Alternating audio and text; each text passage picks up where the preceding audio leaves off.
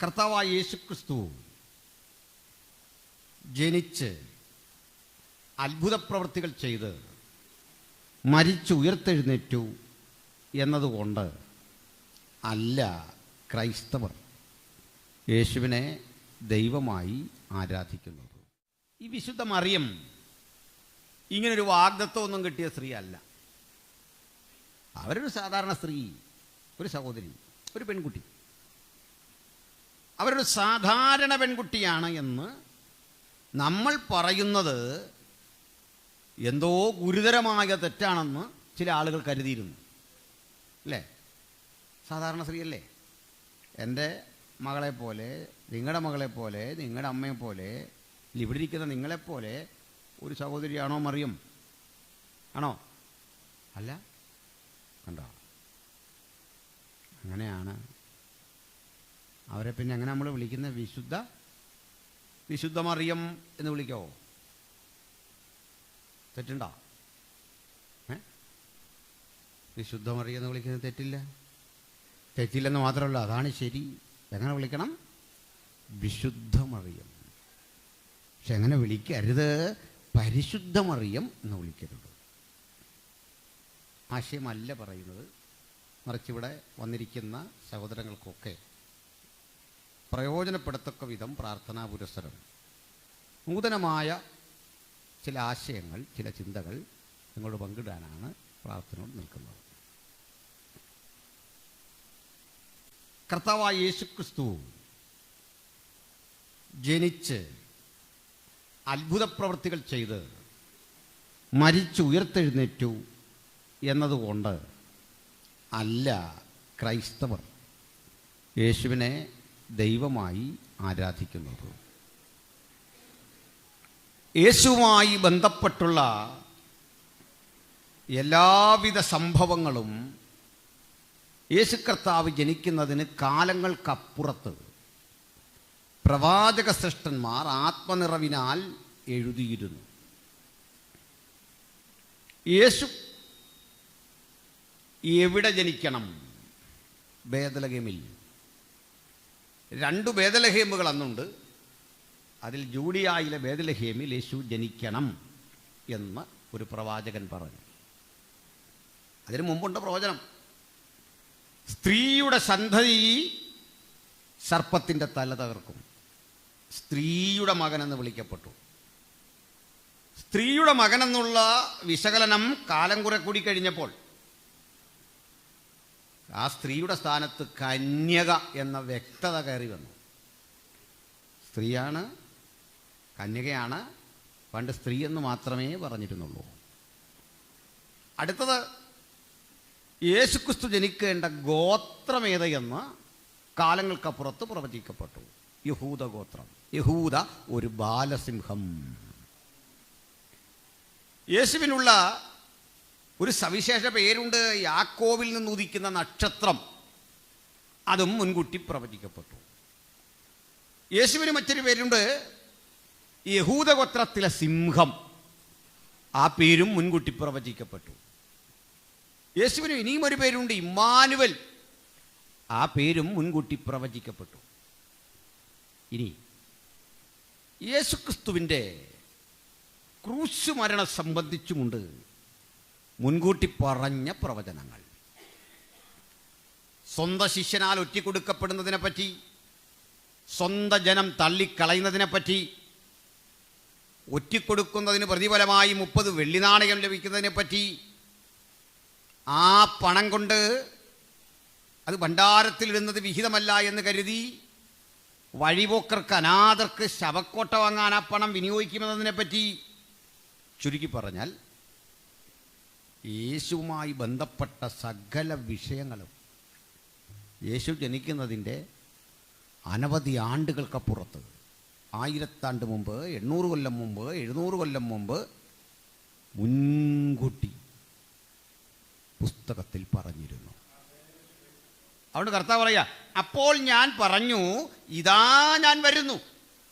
കാരണം പുസ്തക ചുരുളിൽ എന്നെക്കുറിച്ച് എഴുതിയിരിക്കുന്നു. അപ്പോൾ വാഗ്ദത്തം പോലെയാണ് യേശുവിൻ്റെ പിറവി. വാഗ്ദത്തം പോലെയാണ് യേശുവിൻ്റെ വളർച്ച വാഗ്ദത്തം പോലെയാണ് അവിടുന്ന് ഒറ്റിക്കൊടുക്കപ്പെടുന്നത്, അവിടുത്തെ അങ്കിക്കായി ചീട്ടിടുന്നത്. ഇവയെല്ലാം മുൻകൂട്ടി പറഞ്ഞു, കാലങ്ങൾക്കപ്പുറത്ത് രേഖപ്പെടുത്തി വെച്ചു. അങ്ങനെയെങ്കിൽ അതേ യേശു കർത്താവ് നമ്മോട് പറഞ്ഞതാണ്, തിരുനാമത്തിൽ നാം ഒത്തുചേരുന്ന ഇടത്ത് അവിടുത്തെ സാന്നിധ്യമുണ്ടെന്ന്. ആ വചനം പിൻവലിക്കപ്പെട്ടിട്ടില്ലെങ്കിൽ ഇന്ന് നമ്മുടെ മധ്യത്തിൽ ഇപ്പോഴും അതിന് പ്രസക്തിയില്ലേ? ആ വാഗ്ദത്തം ഒരു സത്യമാണ്, ഒരു യാഥാർത്ഥ്യമാണ്. നമുക്ക് ആ വാഗ്ദത്തത്തെ അനുധാവനം ചെയ്യുവാൻ ഇന്ന് രാത്രി ഒരുങ്ങേണ്ടതുണ്ട്. പ്രാർത്ഥനയോടെ തുറന്നുള്ള വിശദീകരണത്തിലേക്ക് പോകാം. പ്രവചനം യേശുവിനെ പറ്റി പറഞ്ഞു. ആ പ്രവചനം നിറവേറുന്ന സമയം ദൈവത്തിനല്ലാതെ ആർക്കും അറിയില്ല. നമ്മുടെ അപാകത എവിടെയാണ്? നമുക്കെല്ലാം വാഗ്ദത്തമുണ്ട്, പക്ഷേ എപ്പോൾ നിറവേറുമെന്നറിയില്ല. നമ്മുടെ എല്ലാം പ്രശ്നം അത്. ദൂതുകൾ ദൈവദാസന്മാർ പറയും, ദൈവമക്കൾ പറയും, ആത്മനിറവിലെ ആലോചന അറിയിക്കും, നമ്മളത് ഉൾക്കൊള്ളുകയും ചെയ്തിട്ടുണ്ട്. പക്ഷെ നാളുകളായി അത് കിട്ടാതെ വരുമ്പോൾ നമ്മൾ ആ വിഷയം വിടും, നമ്മൾ ആ വിഷയം മറക്കും. പക്ഷെ വാഗ്ദത്തം തന്നവൻ മറക്കില്ല. അവിടുന്ന് എന്തരുളി ചെയ്തോ കാലമെത്ര കഴിഞ്ഞാലും അത് യാഥാർത്ഥ്യമാക്കുമെന്ന് അനുഭവം കൊണ്ട് തിരിച്ചറിയുന്ന ദൈവമക്കൾ ഇന്നിവിടെ ഉണ്ട്. അതെല്ലാം ഓർത്ത് ഞാൻ ദൈവത്തെ സ്തുതിക്കും. പ്രിയപ്പെട്ടവരെ, ഈ വിശുദ്ധ മറിയം ഇങ്ങനൊരു വാഗ്ദത്തമൊന്നും കിട്ടിയ സ്ത്രീ അല്ല. അവരൊരു സാധാരണ സ്ത്രീ, ഒരു സഹോദരി, ഒരു പെൺകുട്ടി. അവരൊരു സാധാരണ പെൺകുട്ടിയാണ് എന്ന് നമ്മൾ പറയുന്നത് എന്തോ ഗുരുതരമായ തെറ്റാണെന്ന് ചില ആളുകൾ കരുതിയിരുന്നു, അല്ലേ? സാധാരണ സ്ത്രീയല്ലേ? എൻ്റെ മകളെപ്പോലെ, നിങ്ങളുടെ മകളെപ്പോലെ, നിങ്ങളുടെ അമ്മയെപ്പോലെ, ഇവിടെ ഇരിക്കുന്ന നിങ്ങളെപ്പോലെ ഒരു സഹോദരിയാണോ മറിയം? ആണോ? അല്ല. കണ്ടോ? അങ്ങനെയാണ് അവരെ പിന്നെ എങ്ങനെ നമ്മൾ വിളിക്കുന്ന? വിശുദ്ധ മറിയം എന്ന് വിളിക്കാവോ? തെറ്റുണ്ടോ? വിശുദ്ധ മറിയം എന്ന് വിളിക്കുന്നത് തെറ്റില്ല. തെറ്റില്ലെന്ന് മാത്രമല്ല, അതാണ് ശരി. എങ്ങനെ വിളിക്കണം? വിശുദ്ധ മറിയം. പക്ഷെ എങ്ങനെ വിളിക്കരുത്? പരിശുദ്ധ മറിയം എന്ന് വിളിക്കരുത്. എങ്ങനെ വിളിക്കാവൂ? വിശുദ്ധ പൗലൂസ് എന്ന് പറയില്ലേ? വിശുദ്ധ പത്രോസ് എന്ന് പറയില്ലേ? ദൈവദാസന്മാരെ നമ്മുടെ വിശുദ്ധന്മാരെന്ന് വിളിക്കില്ലേ? നമ്മളെല്ലാം വിശുദ്ധരാണെന്നുള്ള കാര്യം അറിയോ? ഇല്ല. കണ്ടോ? നമ്മളെല്ലാം വിശുദ്ധരാണെന്ന് സംശയണ്ട. നമ്മുടെ ഉപയോഗത്തിൽ അതങ്ങനെ ഇല്ലെന്നേ ഉള്ളൂ. നമ്മളെല്ലാം വിശുദ്ധരാണ്.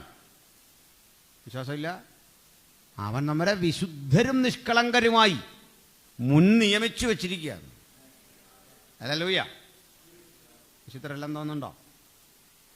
ഞാനതിന് പറയുന്ന ഒരു ഉദാഹരണമുണ്ട്, എങ്ങനെയാണ് നമ്മൾ ഈ വിശുദ്ധരായത്. അത് അശുദ്ധരാണെന്ന് ആർക്കെങ്കിലും തോന്നുന്നുണ്ടോ? വളരാത്തവരാണ് നമ്മളെന്നൊക്കെ തോന്നുന്നുണ്ടോ? അങ്ങനെയാണെങ്കിൽ നിങ്ങൾ ശുദ്ധീകരിക്കപ്പെട്ട് പോകണമല്ലോ. അതിന് പരിഹാരം ഉണ്ടാണല്ലോ. എത്ര നാൾ അങ്ങനെ ഇരിക്കും? ഇത് ശരിയാകണ്ടേ? നമ്മളൊരു പാട്ട് പാടില്ലേ, ജീവിതം ഇന്നും ശരിയായിട്ടില്ല അയ്യോ എന്നൊക്കെ പാടുമല്ലോ. നമുക്കത് ശരിയാകണമല്ലോ. എന്നത്തേക്ക് ബാക്കി വെച്ചിരിക്കുക?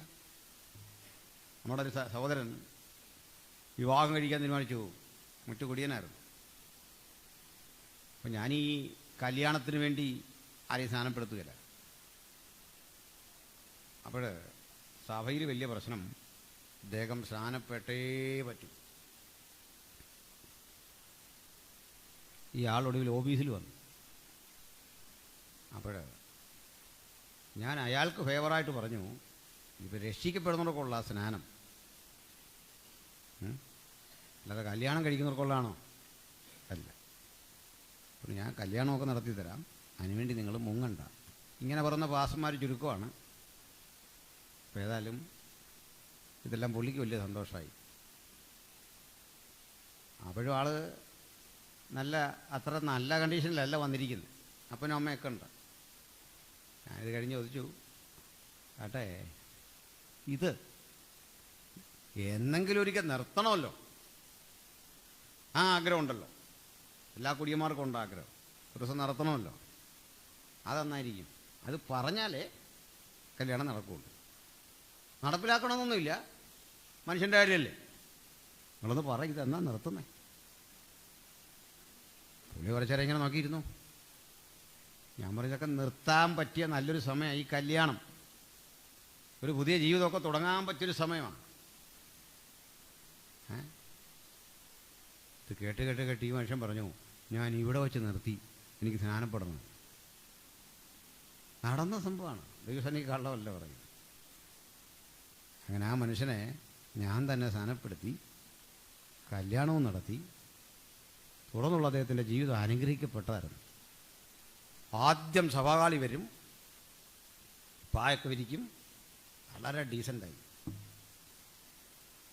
അധിക നാൾ പക്ഷേ അവരുടെ ജീവിതം നീണ്ടു നിന്നില്ല. മഞ്ഞപ്പിത്തം ബാധിച്ച് അദ്ദേഹം കർത്തൃസേനയിൽ ചേർക്കപ്പെട്ടു. ആ ഭൗതിക ശരീരം അടക്കിയത് ഞാനാണ്. വലിയ ദുഃഖമായിരുന്നു, എന്നോട് വലിയ സ്നേഹമായിരുന്നു. പറഞ്ഞു വന്നത്, ഈ ഒരാൾ ശരിയാകണമല്ലോ നമ്മളല്ലേ, ശരിയാകണം. അതെപ്പോഴാണ്? എന്നോടല്ല പറയേണ്ടത്, ദൈവത്തോടാണ് പറയേണ്ടത്.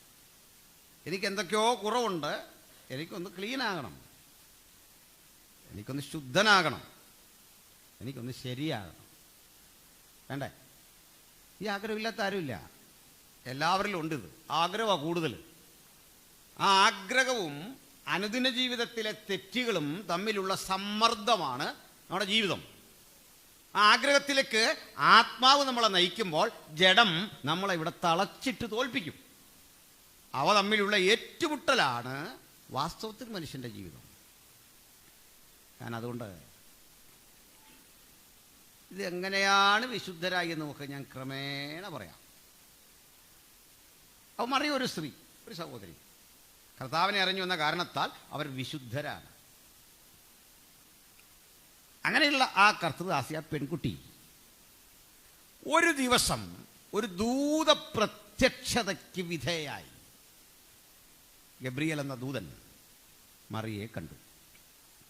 മറിയെ കണ്ടിട്ട് ഈ ദൂതൻ പറയുന്നൊരു കാര്യമുണ്ട്, കൃപ ലഭിച്ചവളെ നിനക്ക് വന്ദനം. എപ്പോഴായി കൃപ ലഭിച്ചത് നമുക്കറിയില്ല. ദൂതൻ പറഞ്ഞപ്പോഴാണ് ജലിപ്പിച്ചതെന്ന് പറയാൻ പറ്റില്ല, അത് പ്രസന്റ് ടെൻസാ. ഓൾറെഡി കിട്ടിയ ഒരു കാര്യം പറയാ, കൃപ ലഭിച്ചവളെ നിനക്ക് വന്ദനം. ഇതില് ഈ വന്നിരിക്കുന്ന ദൂതന്റെ ചിറകുകളോടെ, തേജസ്സോടെ, ജ്വലനത്തോടെ, മഹിമയോടല്ല മനുഷ്യരിലേക്ക് വരിക. പിന്നെ എങ്ങനെ? നമ്മളെപ്പോലൊരു പുരുഷനായിട്ടാണ് ദൂതൻ മനുഷ്യർക്ക് പ്രത്യക്ഷപ്പെടുക. മനസ്സിലാവുന്നില്ല? ബൈബിളിൽ ദൂതൻ വന്നല്ല എങ്ങനെ? ഒരു പുരുഷൻ. എല്ലാ തേജസ്സും ഇല്ല, എന്നെ നിങ്ങളെക്കാൾ ഒരു വ്യത്യാസമില്ല, ഒരു പുരുഷൻ. തെളിവെന്താണെന്നറിയണ്ടേ? അബ്രഹാമിൻ്റെ വീട്ടിൽ 3 ദൂതന്മാർ, 3 പുരുഷന്മാർ. മാലാഖ എന്ന് പറയുന്ന ആളുകൾ എങ്ങനെ വന്ന? മാലാഖമാരെങ്ങനെ വന്നേ? പുരുഷന്മാർ. സന്ധ്യായാഗത്തിൻ്റെ സമയത്തൊരു പുരുഷൻ. അങ്ങനെയാ. അതുകൊണ്ട് അബ്രഹാം അറിയാതെ ദൂതനെ സൽക്കരിച്ചത്. ഈ തേജസ്സൊക്കെ ഉണ്ട്, ദൂതനാണെന്നറിയില്ലേ? ചിറകൊക്കെ ഉണ്ട്, അറിയത്തില്ലേ? ചിറകൊന്നുമില്ല, ഒരു പുരുഷനാണ്. ഇനി അല്പം കൂടെ നിങ്ങൾക്ക് മനസ്സിലാകാൻ പറയാം. അതുകൊണ്ട് ആ ലോത്തിൻ്റെ വീട്ടിൽ വന്നിരുന്ന ആ ദൂതന്മാരെ കണ്ടിട്ട് തിന്മ പ്രവർത്തിക്കുന്ന ആളുകൾ വന്നിട്ട് ഈ തിന്മയ്ക്ക് വേണ്ടി അവരെ വിട്ടുകൊടുക്കാൻ പറയുന്നുണ്ടാ? തേജസ്സൊന്നുമില്ല, എന്നെ നിങ്ങളെയും പോലെയാണ്. ദൂതന്മാർ വരുന്നത് എങ്ങനെ? പുരുഷഭാവത്തിലാണ്. മാലാഖ എന്ന് പറഞ്ഞാൽ ആരാ? പുരുഷഭാവമാണ്. അത് നിങ്ങൾക്ക് മനസ്സിലാകാത്തത് നിങ്ങളുടെ പ്രശ്നമല്ല, ആരുടെയും പ്രശ്നമല്ല. ഈ മാലാഖ എന്ന് പറയുമ്പോൾ നമ്മുടെ മനസ്സിലേക്ക് ഓർമ്മ വരുന്നത് നൈറ്റിയൊക്കെ ഇട്ട് നിൽക്കുന്ന ഒരു കൊച്ച, ഈ മുമ്പിലിരിക്കുന്ന ഈ പ്രായത്തിലൊക്കെ ഉള്ളൊരു പെണ്ണ്, ഒരു 10-16 വയസ്സുള്ളൊരു കൊച്ചു നൈറ്റി ഇട്ട് ഈ നിൽക്കുന്നതാണ് വരച്ച് വെച്ചിരിക്കുന്ന ദൂതൻ. അങ്ങനല്ലേ? അതുകൊണ്ടാണ് പെൺകുട്ടികൾക്കൊരു പേര് വിടും, ഏഞ്ചലോസ് അല്ലേ? ഏഞ്ചലോസ് എന്നൊക്കെ. വാസ്തവത്തിൽ പെൺപിള്ളേർക്ക് ഇടാൻ പറ്റിയ പേരല്ല. OS പേര് തീർന്നാൽ അത് പുല്ലിംഗ ശബ്ദമാണ്. ഗ്രീക്ക് നിയമം അങ്ങനെ. OS, ഏഞ്ചലോസ്, സ്റ്റാവ്റോസ്, OS അതിരുന്നെങ്കിൽ ശബ്ദം പുല്ലിംഗമാണ്. ലോഗോസ് എങ്ങനെയാ? ഞാൻ പോട്ടെ, ഞാൻ പേരൊക്കെ എന്തില്ലാട്ടെ. ഒരു പുരുഷൻ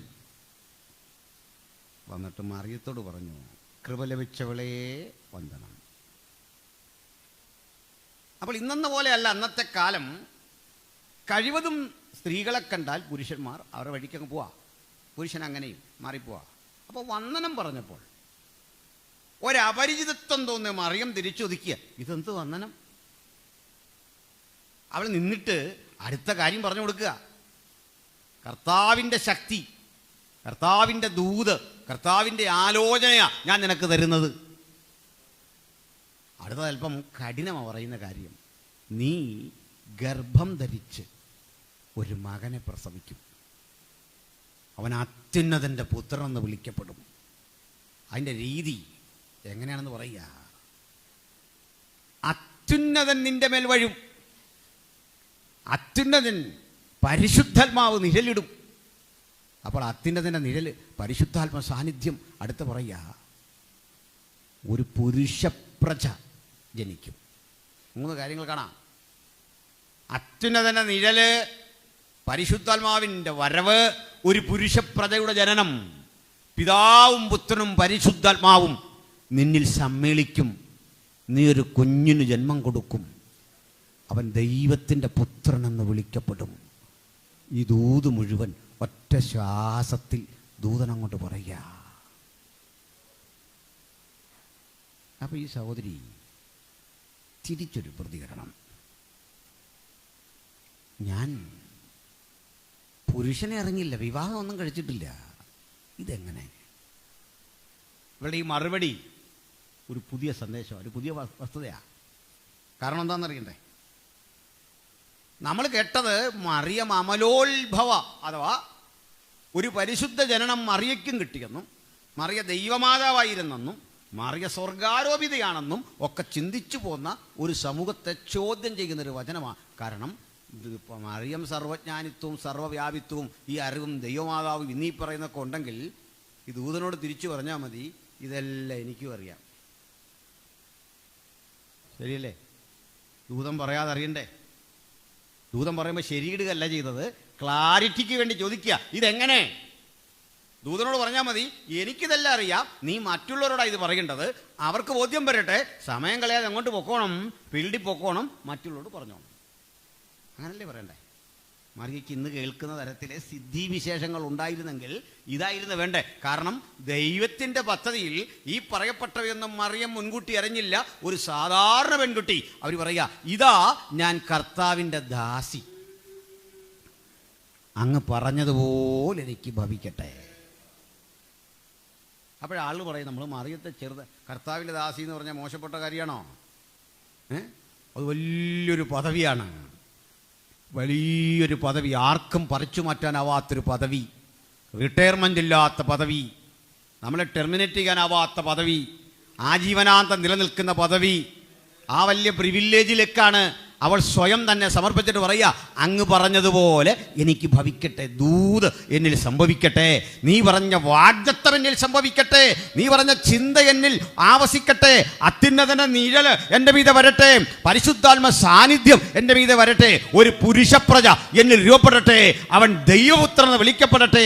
ആ സമർപ്പണത്തിലാണ് ദൈവത്തിൻ്റെ പുത്രനായ യേശുക്രിസ്തുവിൻ്റെ സുവിശേഷം ജഡരൂപമെടുത്ത് ഒരു സ്ത്രീയിൽ അങ്കുരിക്കാൻ തുടങ്ങിയത്. സമർപ്പണത്തിൻ്റെ മുമ്പിൽ ാണെങ്കിൽ ഇന്ന് രാത്രി വചനം കേൾക്കുമ്പോൾ സമർപ്പിക്കപ്പെടുന്നവർക്ക് വേണ്ടി, ദൂതറ്റെടുക്കുന്നവർക്ക് വേണ്ടി, വാഗ്ദത്തത്തിന് കാത്തിരിക്കുന്നവർക്ക് വേണ്ടി പുറപ്പെട്ടു വരുന്ന ദൈവികമായ ആലോചനകൾ അതിൻ്റെ ഉദ്ദേശം സാധിക്കാതെ തിരിച്ചു പോകയില്ല. അതുകൊണ്ട് ആരവിടുത്തെ സന്നിധിയിൽ സമർപ്പിക്കും. വ്യത്യസ്തമായ ഒരു ദൂത് ദൈവത്തിന് അവരോട് പറയാനുണ്ട്. അത് വ്യത്യസ്തമാണ്. ഹല്ലേലൂയ. വാഗ്ദത്തങ്ങൾ വിശ്വസിച്ചാട്ടെ, ദൈവത്തിൻ്റെ പ്രവൃത്തിയിൽ വിശ്വസിച്ചാട്ടെ. Hallelujah, hallelujah, hallelujah. നമുക്ക് മുമ്പോട്ട് പോകാം. പ്രിയപ്പെട്ടവരെ, ഈ ദൈവകൃപ എന്ന പദം നമ്മൾ ധാരാളം കേൾക്കുന്ന അല്ലേ? നമുക്ക് ഇഷ്ടമുള്ളൊരു പദം അത്, കൃപ. അപ്പം അത് ഇഷ്ടമില്ലാത്ത ആരുമില്ല. ദൈവകൃപ വേണം എന്നൊക്കെ നമ്മൾ പറയല്ലേ അല്ലേ? മക്കളോടത്ത് അടങ്ങിയിരുന്നേ. ഈ വിക്രമൻ ബാങ്ക് കൊള്ളയടിക്കാൻ പോകുന്ന പോലെ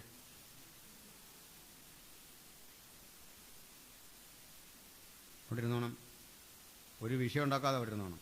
അടുത്തവൻ ഇരിക്കുന്നുണ്ടോ? പോട്ടെ. അപ്പോൾ ശ്രദ്ധിച്ചിരുന്നേ. ഇവിടെ വന്നിരുന്നേ. നമുക്ക് നിന്നോട് ഒത്തിരി ആലോചന പറയാനുള്ള സ്ഥിരം പറയുന്നത് ഞാൻ എല്ലാ തവണയും പറയുന്ന അവളോട്. പിന്നെ കാണണം കേട്ടോ. നിങ്ങൾ ചോദിച്ചു നോക്കി അങ്കിളിവിടെ വരുമ്പോഴൊക്കെ ദൂത് പറഞ്ഞിട്ടുണ്ടോ എന്ന്. നിങ്ങളാ എന്നെ അംഗീകരിക്കാത്ത ഇഷ്ടംപോലെ ആലോചന പറഞ്ഞിട്ടുണ്ട്. പോട്ടെ. അപ്പോൾ ശ്രദ്ധിച്ചിരിക്കണം. വചനത്തിലേക്ക് വരണം. എല്ലാവർക്കും ഇഷ്ടപ്പെട്ട പദമാണ് ഈ കൃപ അല്ലേ? പിന്നെ ഇടയ്ക്കൊരു കാര്യം, ഏതൊരാളോട് ചോദിച്ചാലും, വിശേഷിച്ച് പ്രായമുള്ള മനുഷ്യരൊക്കെയുണ്ട്, അവരെല്ലാം ഒരുപോലെ പറയും, പണ്ടത്തെ നാളുകളിൽ നമുക്ക് ലഭിച്ച ഒരു ദൈവകൃപയുടെ സാക്ഷ്യം പറയാത്ത മനുഷ്യരാരും ഇവിടെ ഇല്ല. ശരിയല്ലേ? ഇറങ്ങി തിരിച്ച നാളിൽ കിട്ടിയ ചില ആത്മചൈതന്യത്തിൻ്റെ അനുഭവങ്ങൾ എല്ലാവരും പറയും. ചൂട്ടുകറ്റ കത്തിച്ചു പോയതും പാട്ട് പാടിയതും അത് പറയാത്തൊരു മനുഷ്യർ, ആ പണ്ടത്തെ നാളുകളെ ഓർക്കാത്ത ഒരു വിശ്വാസിയില്ല. അതായിരുന്നു നല്ലതെന്നാണ് എക്കാലത്തും മനുഷ്യർ ഓർക്കുന്നത്. അങ്ങനെയാണ് ആ പണ്ടത്തെ നാൾ. പക്ഷെ ഇന്നതൊന്നുമില്ല. ഇന്നൊരു ചൈതന്യമില്ല. പാട്ട് പാടിയാൽ ഒരു ആത്മാർത്ഥതയില്ല. ദൂതൊരുക്കി വരുന്നില്ല. എപ്പോഴും സഭയ്ക്കുള്ളിൽ നടക്കേണ്ട ഒന്നും നടക്കുന്നില്ല. കൃപാവരങ്ങളില്ല, വ്യാഖ്യാന വരങ്ങളില്ല. പണ്ടൊക്കെ ഒരു പാട്ട് പാടിക്കഴിയുമ്പോൾ ആത്മാവിൽ ആരാധിച്ചിട്ട് അന്യഭാഷകളിൽ ചില സംസാരിച്ചിട്ട് അവസാനം രണ്ടുപേരായി ചുരുങ്ങി ഒരാളത് വ്യാഖ്യാനിക്കുകയൊക്കെ ചെയ്യുന്നത് നമ്മളൊക്കെ കണ്ടിട്ടുണ്ട്. ഇന്നിതൊന്നുമില്ല. നമ്മൾ പറയുന്നൊരു കാര്യമല്ലേ? ശരിയാണോ? അങ്ങനെ പറയാറില്ലേ നിങ്ങളൊന്നും? പണ്ടൊക്കെ കുമ്പനാട് കൺവെൻഷന് പോയാൽ എന്തായിരുന്നു ഭയങ്കര സന്തോഷം. ഓലക്കീറയിൽ നിന്ന് കൺവെൻഷൻ കൂടിയതും നടന്ന് തിരിച്ച് ഇവിടെ വന്നതും ഒക്കെ പറയും. ഇന്ന് ഈ സന്തോഷമില്ല എന്ന് പറയല്ലേ? അങ്ങനെയല്ലേ? ഈ യോഗത്തിന് നിങ്ങളെല്ലാം വന്നു. നിങ്ങൾ വരുമ്പോൾ നിങ്ങൾക്കും പറയാനുണ്ട്. ഞങ്ങൾ പ്രതീക്ഷിച്ചൊരു സന്തോഷവും ഒരു ദൈവകൃപയും അങ്ങോട്ട് കിട്ടണില്ല. ഇതാര് തരുമെന്നാണ് നിങ്ങൾ ഓർത്ത? ഞാനോ? മനോജ് ബാസറോ? നിങ്ങളിതാരല്ലേ പ്രതീക്ഷിച്ച്? ഞാൻ നിങ്ങളീ പ്രതീക്ഷിച്ചാ വന്നേ. വ്യാഖ്യാനം ഉണ്ടാകുമെന്നും പ്രവചനം ഉണ്ടാകുമെന്നും ഒക്കെ നിങ്ങളിൽ നിന്ന് കിട്ടാനാ ഞാൻ വന്നേ. എന്നിൽ നിന്ന് കിട്ടാനാ നിങ്ങളിരിക്കുന്നത്.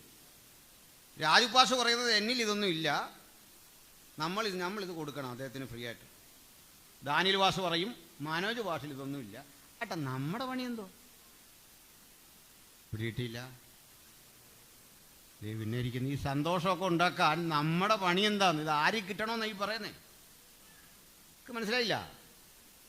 പിടിയിട്ടില്ല. മനോജ് ഭാഷ കിട്ടിയില്ലെന്ന് ഞാനും, എൻ്റെ സൂക്ഷ കിട്ടിയില്ലെന്ന് ദാനിയൽ ഭാഷറും, ദാനിയൽ ഭാഷ സൂക്ഷ കിട്ടില്ലെന്ന് യാക്കോബ് ഭാഷറും, ഇതിലൊന്നും കിട്ടുന്നില്ലെന്ന് രാജു ഭാഷറും നമ്മൾ പരസ്പരം പറഞ്ഞുകൊണ്ടിരിക്കുക. ദൈവം പറഞ്ഞായിരുന്നു ഇതുവഴിയാ നിന്റെ വിടുതലെന്ന്. നമ്മുടെ കുറ്റം പിടിയിട്ടോ? പിടിയിട്ടില്ല. നമ്മളിൽ ഇതുണ്ടാകണമെന്ന് എത്ര പേർ ആഗ്രഹിച്ച് ഇന്നിവിടെ വന്നു. അണ്ട് അവിടെയാണ് നമ്മൾ ഒരുങ്ങട്ടെ. ഈ ഒരു കുറ്റം എനിക്ക് എല്ലാവരെയും, ഞാനടക്കം ഉള്ളവരെ പറ്റി പറയാനുള്ള ഒരു കുറ്റം അതാന്ന്. മറ്റെവിടെയോ എനിക്ക് കിട്ടണം. സത്യസന്ധമായൊരു പ്രവചനം കേട്ടിട്ട് എല്ലായിടത്തും തട്ടിപ്പ, ശരിയായൊരു പ്രവചനം കേൾക്കുന്നില്ല. ആരോടാ പറയുന്നത്? നിങ്ങൾക്കത് പ്രകടിപ്പിക്കാൻ തടസ്സം എന്താണെന്ന് നിങ്ങൾ ചിന്തിച്ചോ.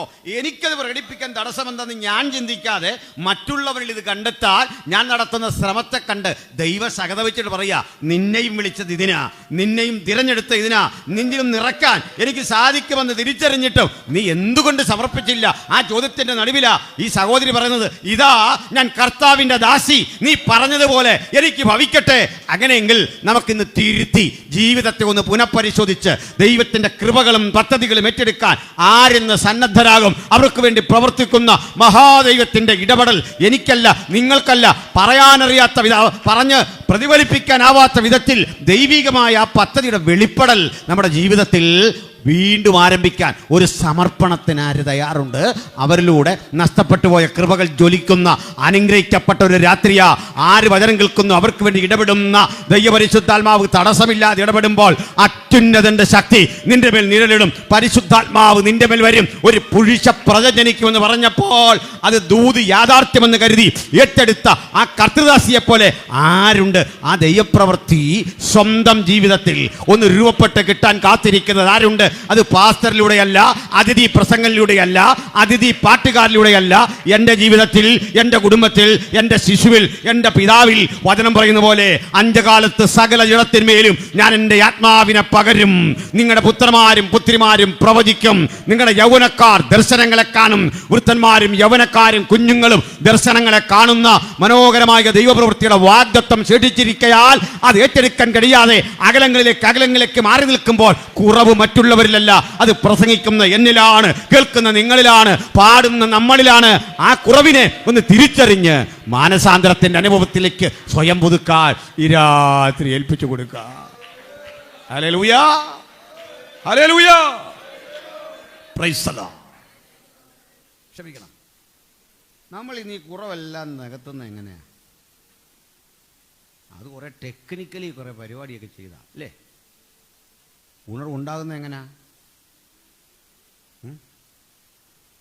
കുറെ ടെക്നിക്കൊക്കെ കാണിച്ച് കൺവെൻഷന് പാടാൻ കുറേ ആളുകളെ നിർത്തി. അവരെയും കുഴപ്പമില്ല, അവർക്ക് നല്ല പാട്ടൊക്കെ അറിയാം. പാടാൻ അവസരമില്ലാത്ത എന്തുകൊണ്ടാ? പാടുന്നതിനേക്കാൾ നമുക്ക് ഇഷ്ടപ്പെടുന്നത് ഉപരിതലത്തിലെ ബഹളത്തിലാണ്. മനസ്സിലായില്ല? നിങ്ങളറിഞ്ഞൂടെ, ഈ വർഷിപ്പ് ലീഡർമാർ ഈ നല്ല ആരാധന വെളിപ്പെട്ട് വരുമ്പോൾ ഇവർ ഈ വള്ളംകളിയുടെ കമൻട്രി പറയുന്നല്ലോ അവിടെ നിൽക്കുക. ആത്മപ്രവൃത്തിയോടെ വ്യാപരിച്ചുകൊണ്ടിരിക്കുക, ദൈവകൃപ ഇവിടെ ഇടപെട്ടുകൊണ്ടിരിക്കുക, ജലരെ ദൈവം തൊട്ടുകൊണ്ടിരിക്കുക. ഈ വള്ളംകളിയുടെ കമൻട്രി ഇത് തന്നെയാണ്. പായ്പാട് ചുണ്ടൻ ദേവറസിനെ പിന്തള്ളി ഇഞ്ചോടിഞ്ച് 2 ചുണ്ടൻ വള്ളങ്ങൾ. ഇവനെന്തോ പണി? ഇവനിനകത്തില്ലെന്ന് ഇവൻ കമൻട്രി പറയുക അവിടെ നിന്ന്. ഇവ മാത്രമല്ല, നമ്മൾ പാസുമാർ ഇതൊക്കെ തന്നെ ചെയ്യുന്നതെന്ന്. അതുകൊണ്ട് ഇത് തിരിച്ചു വരണ്ടേ? എൻ്റെ ചോദ്യം അത് പെണ്ണുകരുത് പറയുന്നതിനകത്ത്. ശരിയല്ലേ? അല്ലെ ക്രിക്കറ്റിൻ്റെ കമൻട്രി ഇതിനകത്ത് കേൾക്കുന്നല്ലോ. പണ്ടൊക്കെ ഈ വള്ളംകളി കേട്ടാൽ നമ്മളൊക്കെ ഇത് പഠിച്ചു തുടങ്ങി. പല ആൾക്കാർ റേഡിയോയ്ക്കകത്ത് എന്ന് പറഞ്ഞാൽ ഇവിടെ ഏതാണ്ട് നടക്കുന്നു, ഇത് വലിയ പ്രവൃത്തി വെളിപ്പെടുക ഇങ്ങനെ പറഞ്ഞുകൊണ്ട് നിൽക്കുക. ഇങ്ങനെയാണ് നമ്മൾ ഈ ഇട നികത്തുന്നത്. ഇതിങ്ങനെ അല്ല നികത്തണ്ടേ. ഉണർവിൻ്റെ മാനദണ്ഡം, ഉണർവ് വേണമെന്ന് ആഗ്രഹിക്കാത്ത ആരുമില്ല കേട്ടോ. അതിനൊറ്റ വഴിയുള്ളൂ, അനുതാപം. ഉണർവിൻ്റെ പ്രകട ലക്ഷണം കണ്ണീരാ. ഹൃദയം പൊടിയുന്നില്ലെങ്കിൽ, കണ്ണീര് വരുന്നില്ലെങ്കിൽ ഉണർവല്ല.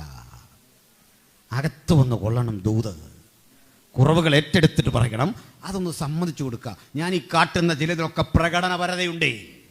എൻ്റെ ശബ്ദത്തിൽ, എൻ്റെ രീതിയിലൊക്കെ ജനങ്ങളെ ചലിപ്പിക്കാൻ, നിങ്ങളുടെ ശൈലിയിലൊക്കെ ജനങ്ങളെ ചലിപ്പിക്കാൻ, ഒരു ഉണർവിൻ്റെ അനുഭവത്തിലേക്ക് കൊണ്ടുവരാൻ ശബ്ദമാന്ത്രികത്വമോ ശബ്ദ സൗകര്യങ്ങളോ ഒക്കെ ഉപയോഗിച്ചിട്ട് അന്തരാത്മാവിൽ ക്രിയ ചെയ്യാതെ പുറമേ കൂടി മാത്രം സ്പർശിച്ചു പോകുന്ന ഉപരിതല വാക്കുകൾ പറഞ്ഞു വിട്ട് മനുഷ്യനെ ഇളക്കാൻ ശ്രമിക്കുന്നതല്ല ഉണർവ്. അന്തരാത്മാവിൽ കുറ്റബോധം വരട്ടെ, ശരിയായിട്ടൊന്ന് പ്രാർത്ഥിച്ചിട്ട് ആത്മാവിലൊന്ന് പാടിയിട്ട് ഹൃദയം തുറന്ന് ദൈവത്തെ ഒന്ന് ആരാധിച്ചിട്ട് നാളെത്രായി. അതിൻ്റെ കാരണം എന്താണെന്ന് അറിയണ്ടേ? നമുക്കിഷ്ടം ഇന്ന് ഇതര വ്യവഹാരങ്ങളില്ല. രോഗം വരുന്നു, കമ്മിറ്റി കൂടണം, കമ്മിറ്റി നടത്തണം, എൻ്റെ ഇഷ്ടം സാധിക്കണം, ശത്രുവിനെ ഒതുക്കണം, എതിരാളി ഒതുക്കണം, അങ്ങനെയൊക്കെയാ. പക്ഷെ ദൈവത്തിൻ്റെ പ്രത്യേകതയുണ്ട്. ഇവിടെ ഒരു പ്രശ്നം ഉണ്ടാക്കല്ലേ. അപ്പോൾ നമ്മൾ ആലോചിച്ച്, നമ്മൾ പ്രാർത്ഥിച്ചാലും നമ്മുടെ ശത്രു പ്രാർത്ഥിച്ചാലും കേൾക്കാൻ ഒരാളേ ഉള്ളൂ. ശരിയല്ലേ? പിടിയിട്ടില്ല. നിങ്ങൾക്കൊരാളുടെ പിണക്കമുണ്ടെന്ന് വൈകിട്ടിരുന്ന് മുഴങ്കോലിരുന്ന് പ്രാർത്ഥിക്കുക, അവനെ തട്ടണേ എന്ന് പറഞ്ഞാൽ അവനും അപ്പുറത്തിരുന്ന് പ്രാർത്ഥിക്കുന്നുണ്ട്. ദൈവം ഒന്നും കേൾക്കില്ല, മൈൻഡ് ചെയ്യില്ല. കൊള്ളാം. അങ്ങനെയാ. എസ്ഐയുടെ അടുത്തൊരു കേസ് കൊണ്ട് കൊടുക്കുക, മറ്റവരും പോയിട്ടുണ്ട് കൊടുക്കാൻ. പുള്ളിക്ക് 2 വശവും ഏതാണ്ടൊക്കെ മനസ്സിലായി. അപ്പം നിങ്ങൾ ആശ്രയിച്ച പാർട്ടിക്കാരൻ വിളിച്ചു, മറ്റേ പാർട്ടിക്കാരനും വിളിച്ചു, 2 കൂട്ടരും പറഞ്ഞു ഇതിനകത്തെ പോലീസുകാരൊരു ജോലി അതായി അമിക്കബിളായിട്ട് ഇത് സെറ്റിൽ ചെയ്യണം, ആർക്കും പ്രശ്നമില്ലാത്ത വിധത്തിൽ. അത് വലിയ പാടാണ്, അഡ്മിനിസ്ട്രേഷൻ പാടാ. അത് ചില പോലീസുകാരൊക്കെ ആത്മഹത്യ ചെയ്തിട്ടുണ്ട് എല്ലാ വിഷയത്തിൽ. എന്താ കാര്യം? കൈകാര്യം ചെയ്യാൻ വയ്ക്കില്ല. ഈ സമ്മർദ്ദം, പ്രഷറാണ്, ഭയങ്കര പ്രശ്നമാണ്. പക്ഷെ ദൈവത്തിന് ഈ പ്രഷറൊന്നുമില്ല. അവിടുന്ന് പണ്ടേ തീരുമാനിച്ചിട്ടുണ്ട് എന്ത് വേണമെന്ന്, അതങ്ങ് നടപ്പിലാക്കുക. അതിന് മര്യാദയ്ക്ക് പോയാൽ നമുക്ക് കൊള്ളാമല്ലേ? അത് കഴിയുക. അപ്പോൾ നമുക്ക് ഇതിനെ ആഴത്തിൽ പരിശോധിക്കണം. പ്രിയപ്പെട്ടവരെ, ഇവിടെ ഒരു കാഴ്ച നോക്കുകയാണ്. ഈ സഹോദരി എന്തൊക്കെയാ പറഞ്ഞ്? സഹോദരിയോട് പറഞ്ഞ കൃപ ലഭിച്ചവളെ നിനക്ക് വന്ദനം, കർത്താവ് നിന്നോട് കൂടെ. അവസാനം അവൾ പറഞ്ഞു, ആട്ടെ, അങ്ങ് പറഞ്ഞ പോലെ എനിക്ക് ഭവിക്കട്ടെ. ദൂതൻ അന്നേരം പോയി. ആ സഹോദരി വീട്ടിൽ ചെന്നു. ഇതാദ്യം പങ്കുവച്ചത് ആരോടായിരിക്കും? വീട്ടിൽ ചെന്ന് ഒരു പെൺകുട്ടിയല്ലേ, ആരോടാ പറയുക? ആദ്യം അവരുടെ അമ്മയുടെ അടുത്താണ് പറയുക. പിന്നെ ഒരാൾ, അവളുടെ അനിയത്തി അവിടെ ഉള്ള ആ വീട്ടിൽ. നമുക്ക് പരിചയമുള്ളൊരു സഹോദരി ആ വീട്ടിലുണ്ട്. ആരാ? മറിയത്തിൻ്റെ അനിയത്തി ആരാ? അറിയില്ല? യോഹന്നാൻ്റെ അമ്മ അറിയോ? സുശേഷയുടെ യോഹന്നാൻ്റെ അമ്മ ശലോമി. ശലോമിയുടെ ഹസ്ബൻഡാണ് സബദി. അറിയില്ലായിരുന്നത്? അപ്പോൾ യേശുവിൻ്റെ കുഞ്ഞനുജനാണ് യോഹന്നാൻ, അനിയത്തിയുടെ മോനാണ്. അപ്പോൾ ഒരനിയത്തിയുണ്ട്, അന്ന് കല്യാണമൊന്നും കഴിഞ്ഞിട്ടില്ല. അമ്മ ബ്രദറുണ്ടോ എന്ന് നമുക്കറിയില്ല. അപ്പനും അമ്മയൊരു അനിയത്തി ഉണ്ടെന്നുള്ളതിന് തെളിവ്. വീട്ടിൽ ചെന്ന് ഈ ബ്രദറൊക്കെ ഉണ്ടെന്നങ്ങ് കൂട്ടിക്കും. ആദ്യം ചെന്ന് അമ്മയുടെ അടുത്ത് പറഞ്ഞു, ഞാൻ ഒരു ദൂതനെ കണ്ടു. ദൂതൻ എന്നോട് സംസാരിച്ചു. നിങ്ങളുടെ മോൾ ഇതുപോലെ ഒന്ന് പറഞ്ഞാൽ ഞങ്ങൾ വിശ്വസിക്കുമോ? പെട്ടെന്ന് പാസ്വേഡ് പറഞ്ഞാൽ വിശ്വസിക്കുമോ ദൂതനെ കണ്ടെന്ന്? അനന്തൊക്കെ പാസ്സൊക്കെ ആണെങ്കിൽ തിരിച്ചു പറയും അതങ്ങനൊന്നുമല്ല. ഞാനാണ് ഇപ്പം നിങ്ങൾ ദൂതനെ കണ്ട എനിക്കറിയാമല്ലോ സംഭവിച്ചു എന്താണെന്നർത്ഥം. കാണും. എൻ്റെ വീട്ടിൽ കഴിഞ്ഞിടയ്ക്ക് വർഷങ്ങൾക്കപ്പുറത്ത് കർത്താവാണെന്ന് പറഞ്ഞൊരു മനുഷ്യൻ വന്നു. ഇവിടെ കണ്ട് മുള്ളു കൊണ്ടൊരു പാടുണ്ട്. അപ്പം അയാളുടെ പോയി നമ്മൾ സംവാദം നടത്തിയിട്ട് കാര്യമുണ്ടോ? ഞാൻ പറഞ്ഞിപ്പോൾ അങ്ങനെ ആട്ടെ, നമ്മളിങ്ങനെ അനുഗ്രഹിച്ചിട്ട് പൊക്കോളാൻ പറയും. ചായ കൊടുത്തു. മനസ്സിലായില്ലേ? കാരണം ഇയാളോട് ഒത്തിരി സംസാരിച്ചിട്ട് കാര്യമില്ല. എന്നാൽ രോഗം എന്താണെന്ന് നമുക്ക് മനസ്സിലായി. വീണ്ടെടുക്കാൻ വന്നതാണ്. ഒത്തിരി കാര്യങ്ങൾ പറഞ്ഞു. ഇനി ഞാനാ ഉള്ളതെന്ന് എന്നോട് പറഞ്ഞു ലോകത്ത്. ഞാൻ പറഞ്ഞു അങ്ങനെ ആകട്ടെ, സന്തോഷമുള്ളൂ എനിക്ക്. നമ്മളെന്തിനാ വിരോധിക്കുന്നത്? അപ്പോൾ അത് ട്രോൾ ചെയ്ത് വിടുന്ന പോലെ അങ്ങ് വിട്ടതാ, പോട്ടെ. ഈ അമ്മയുടെ അടുത്ത് വന്ന് ഇത്രയും പ്രായമുള്ളൊരു കൊച്ചു 16-17 വയസ്സുള്ള കാണെങ്കിലും കാണും. അവൾ വന്നിട്ട് ഈ കാര്യം അങ്ങോട്ട് പറയുമ്പോൾ ആദ്യം സീരിയസ് അല്ല, രണ്ടാം ഘട്ടം സീരിയസാണ്. എന്നിട്ട് അടുത്ത കാര്യങ്ങൾക്കൊക്കെ ആ ദൂതൻ പറഞ്ഞ ആലോചന, ഞാൻ ഗർഭം ധരിച്ച് ഒരു മകനെ പ്രസവിക്കും. അവിടെ മുതൽ അമ്മ ഉടക്കി, നീ എന്തായി പറയുന്നേ? നിനക്കിത് തോന്നലാ, നിനക്ക് സ്വപ്നം കണ്ടതാ. അങ്ങനൊന്നും ഭവിക്കരുത്, അങ്ങനെ നടക്കല്ലേ, വിട്ടേക്കാ വിഷയം. അപ്പോൾ അവളുടെ ഉള്ളിൽ രൂപപ്പെട്ട ദൂത് ഒരാളോടൊന്ന് കൺവിൻസ് ചെയ്യിക്കാൻ പോലും പറ്റുന്നില്ല. അതാ ചിലതരം ദൂതിൻ്റെ പവർ. ചിലർക്കത് പിടികിട്ടത്തില്ല. ദൈവത്തിൻ്റെ ഇടപെടൽ ചിലർക്ക് മനസ്സിലാവില്ല. ദൈവിക വാഗ്ദത്തങ്ങളുടെ ആഴം ചിലർക്ക് പിടികിട്ടത്തില്ല. അതുകൊണ്ട് ഇന്ന് രാത്രി ആ അതിരുകളെ മുഴുവൻ നമുക്കൊന്ന് വിശാലമാക്കണം. സങ്കല്പങ്ങൾക്കപ്പുറത്ത് പ്രവർത്തിക്കുന്നൊരു ദൈവം, ഇനിയും ദൈവം എന്നെ ഉപയോഗിക്കുമോ എന്ന് സ്വയം ചോദിച്ച് ചുരുങ്ങരുത്. അതിന് പ്രായം തടസ്സമല്ല, ജീവിത പശ്ചാത്തലം തടസ്സമല്ല, നമ്മൾ ആരായിരിക്കുന്നത് തടസ്സമല്ല.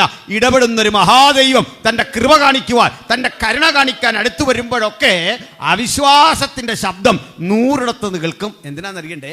ഈ ദർശനം ഉരച്ച് രാഗി മിനുക്കി കരുത്തിട്ടതാക്കി തീർക്കാനാ ഇത്രയും പ്രതികൂല ശബ്ദങ്ങൾ ചുറ്റും കേൾക്കുന്നത്. അപ്പോഴൊക്കെ ഭക്തൻ പറഞ്ഞുകൊള്ളണം, നോ. നിങ്ങൾ എന്നെ നിരുത്സാഹപ്പെടുത്താൻ ശ്രമിക്കുമ്പോൾ, അവിശ്വാസം ജനിപ്പിക്കാൻ ശ്രമിക്കുമ്പോൾ എനിക്കൊരു കാര്യം ഉറപ്പാ, ആ ദൂത് എൻ്റെ ഉള്ളത്തിൽ രൂപപ്പെട്ട് വരുന്നുണ്ട്. അതിങ്ങനെ കരിപ്പിടിപ്പിച്ച് വരുന്നുണ്ട്. ആ ഭ്രൂണം രൂപപ്പെട്ടിട്ടുണ്ട്, അതെൻ്റെ ഉള്ളത്തിൽ വളരുന്നുണ്ട്. ആരും പുറമേ കണ്ടാൽ മനസ്സിലാകാത്ത വിധം എൻ്റെ അകത്ത് ഒരു രൂപാന്തരത്തിൻ്റെ ശക്തി വെളിപ്പെടുന്നുണ്ട്. ഒരു ദൈവകൃപയുടെ ശക്തി എൻ്റെ ശരീരത്തിൽ വ്യാപരിക്കുന്നുണ്ട്. ഞാൻ ആകെ മാറിക്കൊണ്ടിരിക്കുക, അടിമുടി മാറിക്കൊണ്ടിരിക്കുക. ഓരോ ഘട്ടം കഴിയും തോറും മറിയത്തിന് ദൈവം കൊടുത്ത വാഗ്ദത്തം എന്തോ അത് നടക്കുക. പക്ഷെ ഒരു പെൺകുട്ടിയല്ലേ, അമ്മയ്ക്ക് അറിവുണ്ടല്ലോ. അവളിൽ ഒരു പെൺകുട്ടി ഗർഭം ധരിക്കുന്ന ശരീരത്തിൻ്റെ ഘടനയും രീതിയും സവിശേഷതകളും അമ്മയ്ക്കറിയാം. അമ്മക്ക് ഒരു ദിവസം അപകടം ബോധ്യപ്പെട്ടു. ഉദരം വീർത്തു വരുന്നു, മുഖകാന്തി വർദ്ധിച്ചു വരുന്നു, ഊർജ്ജസ്വലയായി മാറുന്നു. പ്രകടമായ ലക്ഷണങ്ങൾ കാട്ടിത്തുടങ്ങിയപ്പോൾ അമ്മയ്ക്കിനെ ഒളിപ്പിച്ചു വെക്കാൻ വയ്യ. അപ്പനെ വിളിച്ചു. എങ്ങനെത് പറഞ്ഞറിയിക്കണം എന്നറിയില്ല. ഒരു രഹസ്യമുണ്ട്. അപ്പനെ വിളിച്ചു. ഇത് മുഴുവൻ അപ്പനോട് പറയുക. എത്ര ഞെട്ടലോടാകും അപ്പൻ കേട്ടിരിക്കും. നിങ്ങൾ അലച്ചിട്ടുണ്ടോ? അപ്പനവളെ വലിയ കാര്യം, ഒരു പെൺകുട്ടിയല്ലേ. അപ്പൻ ചെറിയ കുട്ടി കേൾക്കാതെ മറിയത്തെ വിളിച്ചു. മക്കളെ വാ, പപ്പ ചോദിക്കട്ടെ. ചേർന്ന് നിന്നേ. പപ്പയ്ക്ക് നിന്നെ വിശ്വസിക്കാമോ? എന്താ കേൾക്കുന്നേ? നേരാണോ? പപ്പയോട് പറ, തമാശ പറഞ്ഞാണോ? എന്ത് കാര്യം പറയൂ.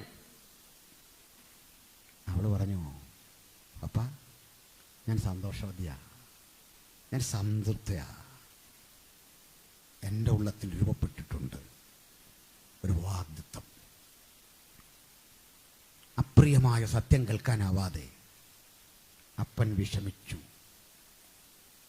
അപ്പൻ പറഞ്ഞു, നിന്റെ താഴെ ഒരു പെണ്ണ് വളർന്നു വരിക, നാട്ടിലൂടെ ഇറങ്ങിടക്കാൻ വയ്യ, അപമാനിക്കപ്പെടും. അതുകൊണ്ടേ നമ്മൾ കൃപ എന്ന് കേട്ടിട്ടുണ്ട്.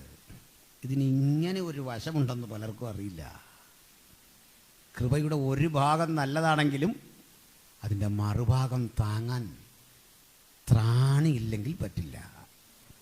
അത് നമ്മളെ സമൂഹത്തിൽ ഒറ്റപ്പെടുത്തും, കുടുംബത്തിട്ട് വേദനിപ്പിക്കും, കൂടെ വരുന്നവരുടെ മുമ്പിൽ അപഹസിക്കപ്പെടും. തെരുവിലൂടെയൊക്കെ ഈ അപ്പൻ നടന്നു പോകുമ്പോൾ ഇന്നലെ വരെ കൂട്ടുകൂടി നടന്ന ആളുകളെ പരിഹാസരൂപേണ പലതും പറയുക ഒരു മനുഷ്യനെക്കുറിച്ച്.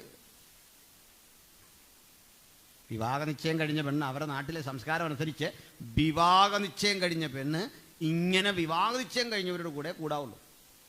ചെറിയ പെൺകുട്ടികളോടൊന്നും കൂടാൻ പാടില്ല. വിവാഹ നിശ്ചയം കഴിഞ്ഞിരിക്കുക. അത്തരം കൂട്ടുകാർക്കൊരു ശിരോവസ്ത്രം കാണും, അത് അടയാളം.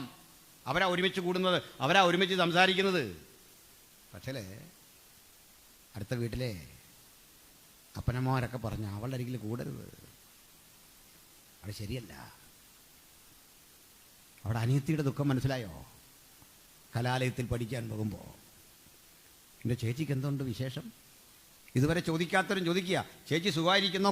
കുത്തിയുള്ള മുനവെച്ച ചോദ്യങ്ങളുടെ നടുവിലൂടെ കൃപ പ്രാപിച്ചവൾ ഒറ്റയ്ക്ക് യാത്ര ചെയ്യുമ്പോഴും അവൾക്ക് ആശങ്കയില്ല, അവൾക്ക് ഭയമില്ല, അവൾക്ക് ദുഃഖമില്ല. ഇത്തരം ഒറ്റപ്പെടലുകൾ ഭക്തന്റെ ജീവിതത്തിൽ ഇതല്ലെങ്കിൽ മറ്റൊരു രൂപത്തിലൊക്കെ സംഭവിക്കുമ്പോൾ അടിപതറരുത്.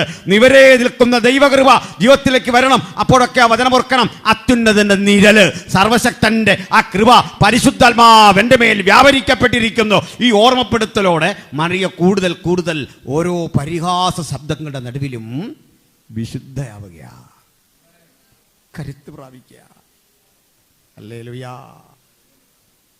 കരുത്തോടെ അവൾ മുമ്പോട്ട് പോകുക. ഇതിനിടയിലെ ഈ പ്രസവ ഘട്ടത്തേക്ക് അടുക്കുമ്പോഴേക്കും നാട്ടിൽ ഇതെല്ലാം പാട്ടായി. അങ്ങനെ മനുഷ്യരെ അവർക്ക് യാഥാർത്ഥ്യം അറിയണ്ട. പറഞ്ഞു നടക്കാൻ ഒരു തരിമ്പ് കാര്യമുണ്ടെങ്കിൽ എത്ര വേഗത്തിൽ അതെത്തിക്കാം. അതാണ് നാട്. സഹതാപം നിങ്ങളോടില്ല, സഹായിക്കാൻ ആരുമില്ല, അപഹസിക്കാൻ 100,000 ആളുകൾ ഇങ്ങനെ കാവൽ നിൽക്കും. പക്ഷെ ഒരു പെൺകുട്ടി ഒറ്റയ്ക്ക് ഇതെങ്ങനെ താങ്ങി? ഈ ദൂതന് വന്ന അപ്പനോടും അമ്മയോടും ഒരു വാക്ക് പറഞ്ഞുകൂടായിരുന്നു, പ്രശ്നം തീർന്നു. പേടിക്കണ്ട കേട്ടോ. ഞാൻ അവിടെ അടുത്ത് ചെന്നേ, അവരോട് ദൂതറിയിച്ചേ. ദൂതൻ ഇതൊന്നും പറയുന്നില്ല.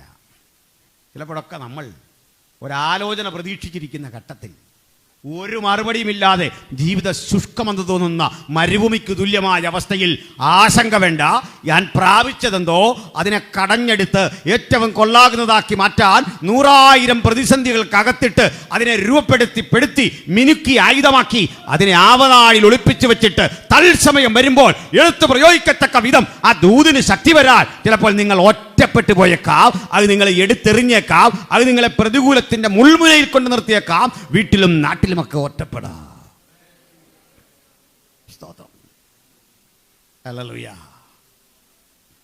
പക്ഷെ ഇവക്കൊരു സത്യസന്ധമായ ആലോചനയ്ക്ക് അനുബന്ധമായ ഒരു ആലോചന കിട്ടിയിരുന്നു. എന്താണെന്ന് അറിയണ്ടേ? നിന്റെ ചാർച്ചക്കാരി എലിസബത്ത് ഉണ്ടല്ലോ, അവരെന്താ 6 മാസം കൂടി ഈ കുട്ടിയേക്കാൾ പ്രായമുള്ള കുഞ്ഞിനെ ഗർഭം ധരിച്ചിട്ടുണ്ട്. ഇവർ തമ്മിൽ കണ്ടുമുട്ടുന്നുണ്ട് അടുത്ത അധ്യായത്തിൽ. ആ കണ്ടുമുട്ടൽ മറിയയ്ക്ക് കൊടുത്ത ആശ്വാസം എത്ര വലുതാ. മറിയത്തെ കണ്ടിട്ട് പറയുക, ഇതാ എൻ്റെ കർത്താവിൻ്റെ അമ്മ. ഹല്ലേലൂയ. അവ പരസ്പരം കണ്ടപ്പോൾ പറയുക, ആ കാഴ്ചയിൽ എൻ്റെ ഉള്ളത്തിൽ രൂപപ്പെട്ട കുഞ്ഞ്, ആ പിള്ള ആനന്ദം കൊണ്ട് തുള്ളി. ആർക്കുമറിയാത്ത ചില ഉത്തരങ്ങൾ തമ്പുരാൻ കരുതി വെച്ചിട്ടുണ്ട്. ലോകത്തിന് മനസ്സിലാക്കാത്ത ചില ഉത്തരങ്ങൾ, ലോകത്തൊരുത്തനും പിടികിട്ടാത്ത ചില ഉത്തരങ്ങൾ, ലോകത്താർക്കും ഇതുവരെ വെളിപ്പെടുത്തി കൊടുക്കാത്ത ചില ആശയങ്ങൾ, ചിന്തകൾ. അതിൻ്റെ വഴിയിലൂടെ നടന്ന് ഞാനിങ്ങനെ പോകുമ്പോൾ നമുക്ക് തോന്നും, എൻ്റെ ജീവിതം ഇത്രയും അത്ഭുതങ്ങളുടെ വഴിയിലൂടെ കൊണ്ടുപോകുന്ന, നിന്നെ തിരസ്കരിക്കാൻ ഇടവരാത്ത വിധത്തിൽ എൻ്റെ ശിഷ്ടമുള്ള ജീവിതം ആനന്ദനിർഭരമാക്കണമെന്ന് ആർക്കാണ് പ്രാർത്ഥിക്കാൻ സാധിക്കുക? നിരാശപ്പെട്ട് തകർന്ന് പൊടിഞ്ഞു കിടക്കുന്ന അവസ്ഥയിൽ നിന്ന് നമ്മെ കരുത്തരാക്കുന്നൊരു ദൈവം ഉണ്ടെന്ന് ഓർത്തോണം. ഹല്ലേലൂയ. ധൈര്യപ്പെട്ടിരുന്നാട്ട ദൈവത്തിൻ്റെ മക്കൾ. പ്രിയപ്പെട്ടവരെ, ഇങ്ങനെയുള്ള ഘട്ടത്തിൽ അടുത്ത പ്രതിസന്ധിയായിരുന്നു. നല്ലൊരു മനുഷ്യനായിരുന്നു വിവാഹം നിശ്ചയിച്ച യോസഫ്. ഇസ്രായേലിലെ രീതി അനുസരിച്ച് വിവാഹം നിശ്ചയിച്ചു കഴിഞ്ഞാൽ പിന്നെ ഈ പെണ്ണും വീടും തമ്മിൽ വലിയ ബന്ധമൊന്നുമില്ല. വീട്ടുകാർ ഇവളെ അങ്ങനെ ശ്രദ്ധിക്കില്ല.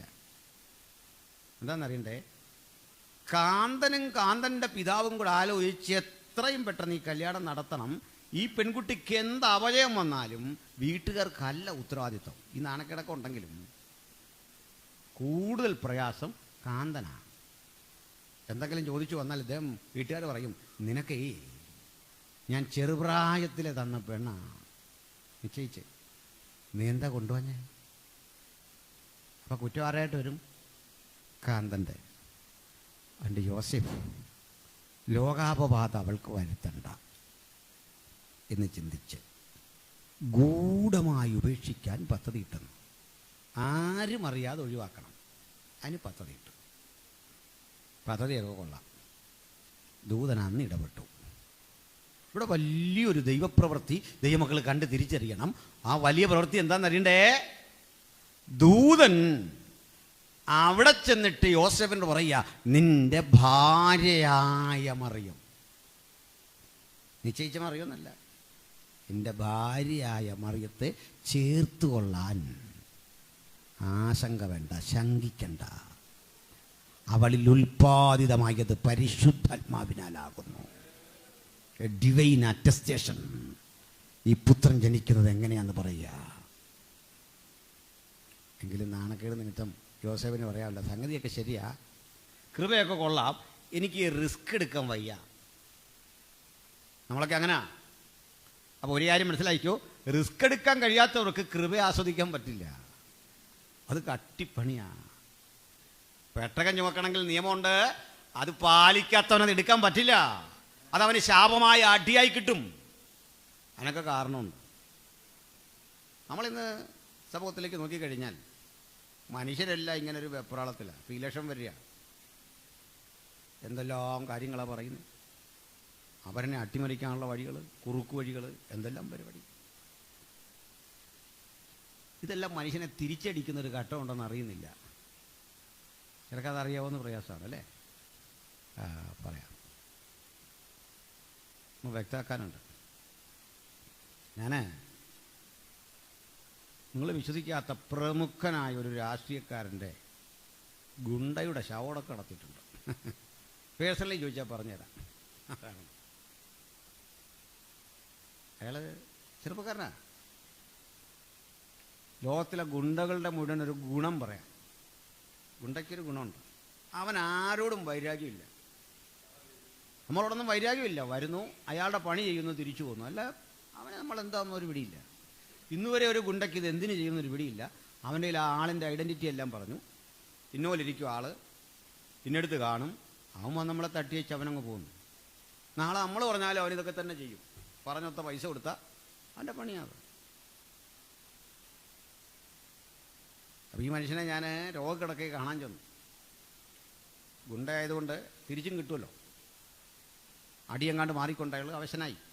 ശരീരത്തിന് ഭയങ്കര പ്രശ്നം. അവൻ ഒത്തിരി പേരെ ആക്രമിച്ചിട്ടുണ്ട് ക്രൂരമായിട്ട്. കാണാൻ ചെന്നു. അല്പം സൂക്ഷിച്ചൊക്കെ പറയാന്നുണ്ടെങ്കിൽ ഇപ്പോൾ അദ്ദേഹം പൊട്ടിക്കരയാൻ തുടങ്ങി. എന്താ പ്രശ്നം? എന്താ? രോഗമൊക്കെ മാറി, പക്ഷെ പ്രശ്നം എന്താണെന്നറിയണ്ടേ? കണ്ണങ്ങോട്ട് അടയ്ക്കുമ്പോൾ ഒരു കാഴ്ച. അദ്ദേഹം ആരോ വെട്ടാൻ ഒരുമ്പെട്ടിയില്ല. ആ വെട്ടാൻ ഒരുമ്പെടുന്ന മനുഷ്യൻ കൈകൂപ്പി പറയാ, കൊല്ലരുതേ. പക്ഷെ വെട്ടി. അന്ന് മരിച്ചില്ല. കുറേ നാൾ കഴിഞ്ഞ് ആൾ മരിച്ചുപോയി. കണ്ണടയ്ക്കുമ്പോഴേക്ക് ഈ മനുഷ്യൻ കൊല്ലരുതേ എന്ന് പറയുന്ന ശബ്ദമല്ല, ഇതെല്ലാം ക്ഷമിച്ചിട്ട് ചിരിച്ചുകൊണ്ട് മുമ്പിൽ നിൽക്കുക. എങ്ങോട്ട് തിരിഞ്ഞാലും ഈ കാഴ്ച. ഉറങ്ങാൻ വയ്യ, സ്വപ്നങ്ങളാൽ അരട്ടുന്നു. അദ്ദേഹം ഉപദ്രവിച്ച മനുഷ്യരെല്ലാം വന്നിങ്ങനെ നിൽക്കുന്നു. തൊട്ട് മുമ്പിൽ നിൽക്കുക. പാപത്തിൻ്റെ ശക്തി എത്ര വലുതാന്നോർത്തേ. ഒറ്റപ്പെടുന്ന ജീവിതത്തിൻ്റെ ഏകാന്തതയിൽ നമ്മുടെ തിന്മകൾ ഇങ്ങനെ നിന്ന് വെല്ലുവിളിക്കും. അന്ന് മനസ്സിലാകും ഞാൻ എത്ര ശൂന്യനാണ്, ഞാൻ എത്ര നിസാരനാണ്. കൈക്കൂലി വാങ്ങുന്ന ഉദ്യോഗസ്ഥനും അനീതി കാണിക്കുന്ന രാഷ്ട്രീയക്കാരനും അധികാരം പിടിച്ചെടുക്കാൻ ശ്രമിക്കുന്നവനും ഒക്കെ ആ അന്ത്യനിമിഷത്തിൽ ഒരാളും ഉണ്ടാവില്ല കൂടെ. നമ്മൾ ചെന്നാൽ നിസ്സഹായര. കാരണം ഇവൻ്റെ സ്വപ്നം നമുക്കെങ്ങനെ തടയാൻ പറ്റും? അതിന് മരുന്നൊന്നുമില്ലല്ലോ. സാധാരണഗതിയിൽ അസ്വസ്ഥത ജനിക്കുന്ന ഒരു മനുഷ്യനെ സെഡേഷൻ കൊടുക്കാണ് പതിവെങ്കിൽ ആ അവസ്ഥയിലേക്ക് എത്തിച്ചാലും ഭീകരമാ. പിന്നെ കാണുന്ന സ്വപ്നങ്ങൾ, ദർശനങ്ങൾ അത് ഭീകരമാ. അതിഭീകരമായ ആ കാലാവസ്ഥ മനുഷ്യജീവിതത്തെ ദുരന്തങ്ങളുടെ നടുക്കടലിൽ കൊണ്ടിടുമ്പോൾ ഭക്തൻ പറയാ, ഞാനോ സമാധാനത്തോടെ കുഴന്നുറങ്ങും. നീയല്ലോ യഹോവേ എന്നെ നിർഭയം വസിക്കുമാറാക്കുന്നത്. അതിൻ്റെ പേടിക്കണ്ടെന്നേ. നമുക്കിതിനെല്ലാം ഒന്ന് കുടഞ്ഞു കളഞ്ഞ് ഒന്ന് ശക്തിപ്പെടണം. ഇന്ന് രാത്രി ഒരു ദൈവകൃപ നമ്മളിലൊന്ന് വസിക്കണം. ഹല്ലേലൂയ. നമ്മുടെ ഉള്ളിൽ എവിടെയോ രൂപപ്പെട്ട് കിടക്കുന്ന ഒറ്റപ്പെട്ട ഇത്തരം പാപത്തിന്റെ കുടിലമായ ഓർമ്മപ്പെടുത്തലുകളെ തട്ടിമാറ്റി സ്വയം ഒന്ന് ശുദ്ധീകരിക്കപ്പെട്ട് നസ്രകനായ യേശുവിൻ പുണ്യാക രക്തത്താൽ ഒരിക്കൽ കൂടി ഒന്ന് ശുദ്ധീകരിക്കപ്പെട്ട് സംശുദ്ധ ഹൃദയത്തിന്റെ ഉടമകളായി മാറിക്കൊണ്ട് ദൈവത്തിന്റെ ആ ഉണർവിനെ ഏറ്റെടുക്കാൻ കഴിയുന്ന ഒരവസ്ഥാവിശേഷം സംജാതമാകണം. അല്ലാതെ പാട്ടും കൊട്ടും നൃത്തവും മാത്രം പോരാ, നമുക്കൊരു ശുദ്ധീകരണം. പ്രസംഗിക്കുന്ന എനിക്കും കേൾക്കുന്ന നിങ്ങൾക്കും സഭ ഒന്നടങ്കം ശുദ്ധീകരിക്കപ്പെടാൻ ആരാണ് ഹൃദയത്തെ ഏൽപ്പിച്ചു കൊടുക്കുന്നത്? അവർക്ക് വേണ്ടി ഇടപെടുന്ന ഒരു മഹാദൈവം നമ്മുടെ മധ്യത്തിൽ വന്നിട്ടുണ്ട്. ആ ദൈവം വന്ന യോസേഫിനോട് പറയുക, മുൻവിധികൾ കള, നീ മനസ്സിൽ ചിന്തിച്ചതൊക്കെ കള, അതിനെ മുഴുവൻ മായ്ച്ചു കള. നീയേ നിനക്ക് വേണ്ടിയുള്ളവനല്ല, ദൈവത്തിന് വേണ്ടിയുള്ളവനാ. ഇന്ന് നീ സഹിക്കുന്ന അപമാനത്തിന് ഒരർത്ഥമുള്ള കാലം വരുന്നുണ്ട്. ഇന്ന് നീ അനുഭവിക്കുന്ന വ്യഥകൾക്കും ഒറ്റപ്പെടലുകൾക്കുമൊക്കെ സമൂഹം തന്നെ അംഗീകരിക്കുന്ന ഒരു കാലം വരുന്നുണ്ട്. മറിയ പറഞ്ഞില്ലേ, ഇന്ന് മുതൽ തലമുറകൾ എന്നെ ഭാഗ്യവതി എന്ന് വാഴ്ത്തും. ഭാഗ്യവതി എന്ന് വാഴ്ത്താൻ സമർപ്പണം ചെയ്തവൾക്ക് പിറ്റേന്ന് മുതൽ കാത്തിരുന്നത് പ്രതിസന്ധിയുടെ ആഴങ്ങളാണെങ്കിൽ ആ പ്രതിസന്ധികൾ കണ്ടിട്ടൊക്കെ ഭക്തൻ തിരിച്ചറിയണം, ഇവയൊന്നിനാലും ഞാൻ പരാജയപ്പെടുകയില്ല. ജയം എന്നെ കാത്തു വന്നിരിക്കുക, വിജയം എൻ്റെ തൊട്ടു മുമ്പിൽ വന്നിരിക്കുക. ഞാൻ തോൽവി അടയുന്നവനല്ല, ജയിക്കാൻ വേണ്ടി വിളിക്കപ്പെട്ടവനാ. വിശ്വസിക്കണം ദൈവമക്കൾ. യോസേഫ് പരിസ്ഥിതിയോട് പൊരുത്തപ്പെടുകയാണ്. നല്ല മനുഷ്യൻ. കണ്ട, അവർക്ക് എന്തെങ്കിലും പ്രയാസം വരണ്ട, അവരവരുടെ വഴിക്ക് പോട്ടെ, ദോഷമൊന്നും അതിന് വരുത്തണ്ട, എനിക്കൊന്ന് മാറണം. ഇതൊരു നല്ല മനുഷ്യൻ്റെ ലക്ഷണം, ഒരു മാന്യൻ്റെ ലക്ഷണമാണ്. അത് പോട്ടെ, മാറി. ഞാനൊരു കാര്യം പറയാം. നാളുകൾക്കപ്പുറത്ത് മറിയം പറയുകയാണ്, ദൂതനോട് പറയുക, ദൈവദൂത സംഗതിയൊക്കെ ശരിയാ, എനിക്കിതിൽ താല്പര്യമില്ല. ദൂതൻ കാല് പിടിക്കാനോടെ നിൽക്കുമോ? ഇല്ല. നിനക്ക് വേണ്ട. ദൈവം നിർബന്ധിച്ച് നമുക്ക് വേണ്ട തരുമോ? ഇല്ല. ചിലർക്ക് തരും. എന്താ ചിലർക്ക് തരാൻ കാരണമെന്ന് അറിയാം, അത് ഈ കാര്യത്തിലുണ്ട്. യോസേഫ് പറ്റില്ലെന്ന് പറഞ്ഞപ്പോൾ ദൂതൻ, എന്നാൽ നീ നിൻ്റെ ഇഷ്ടം പോലെ പൊക്കോളാൻ പറഞ്ഞോ? ഇല്ല.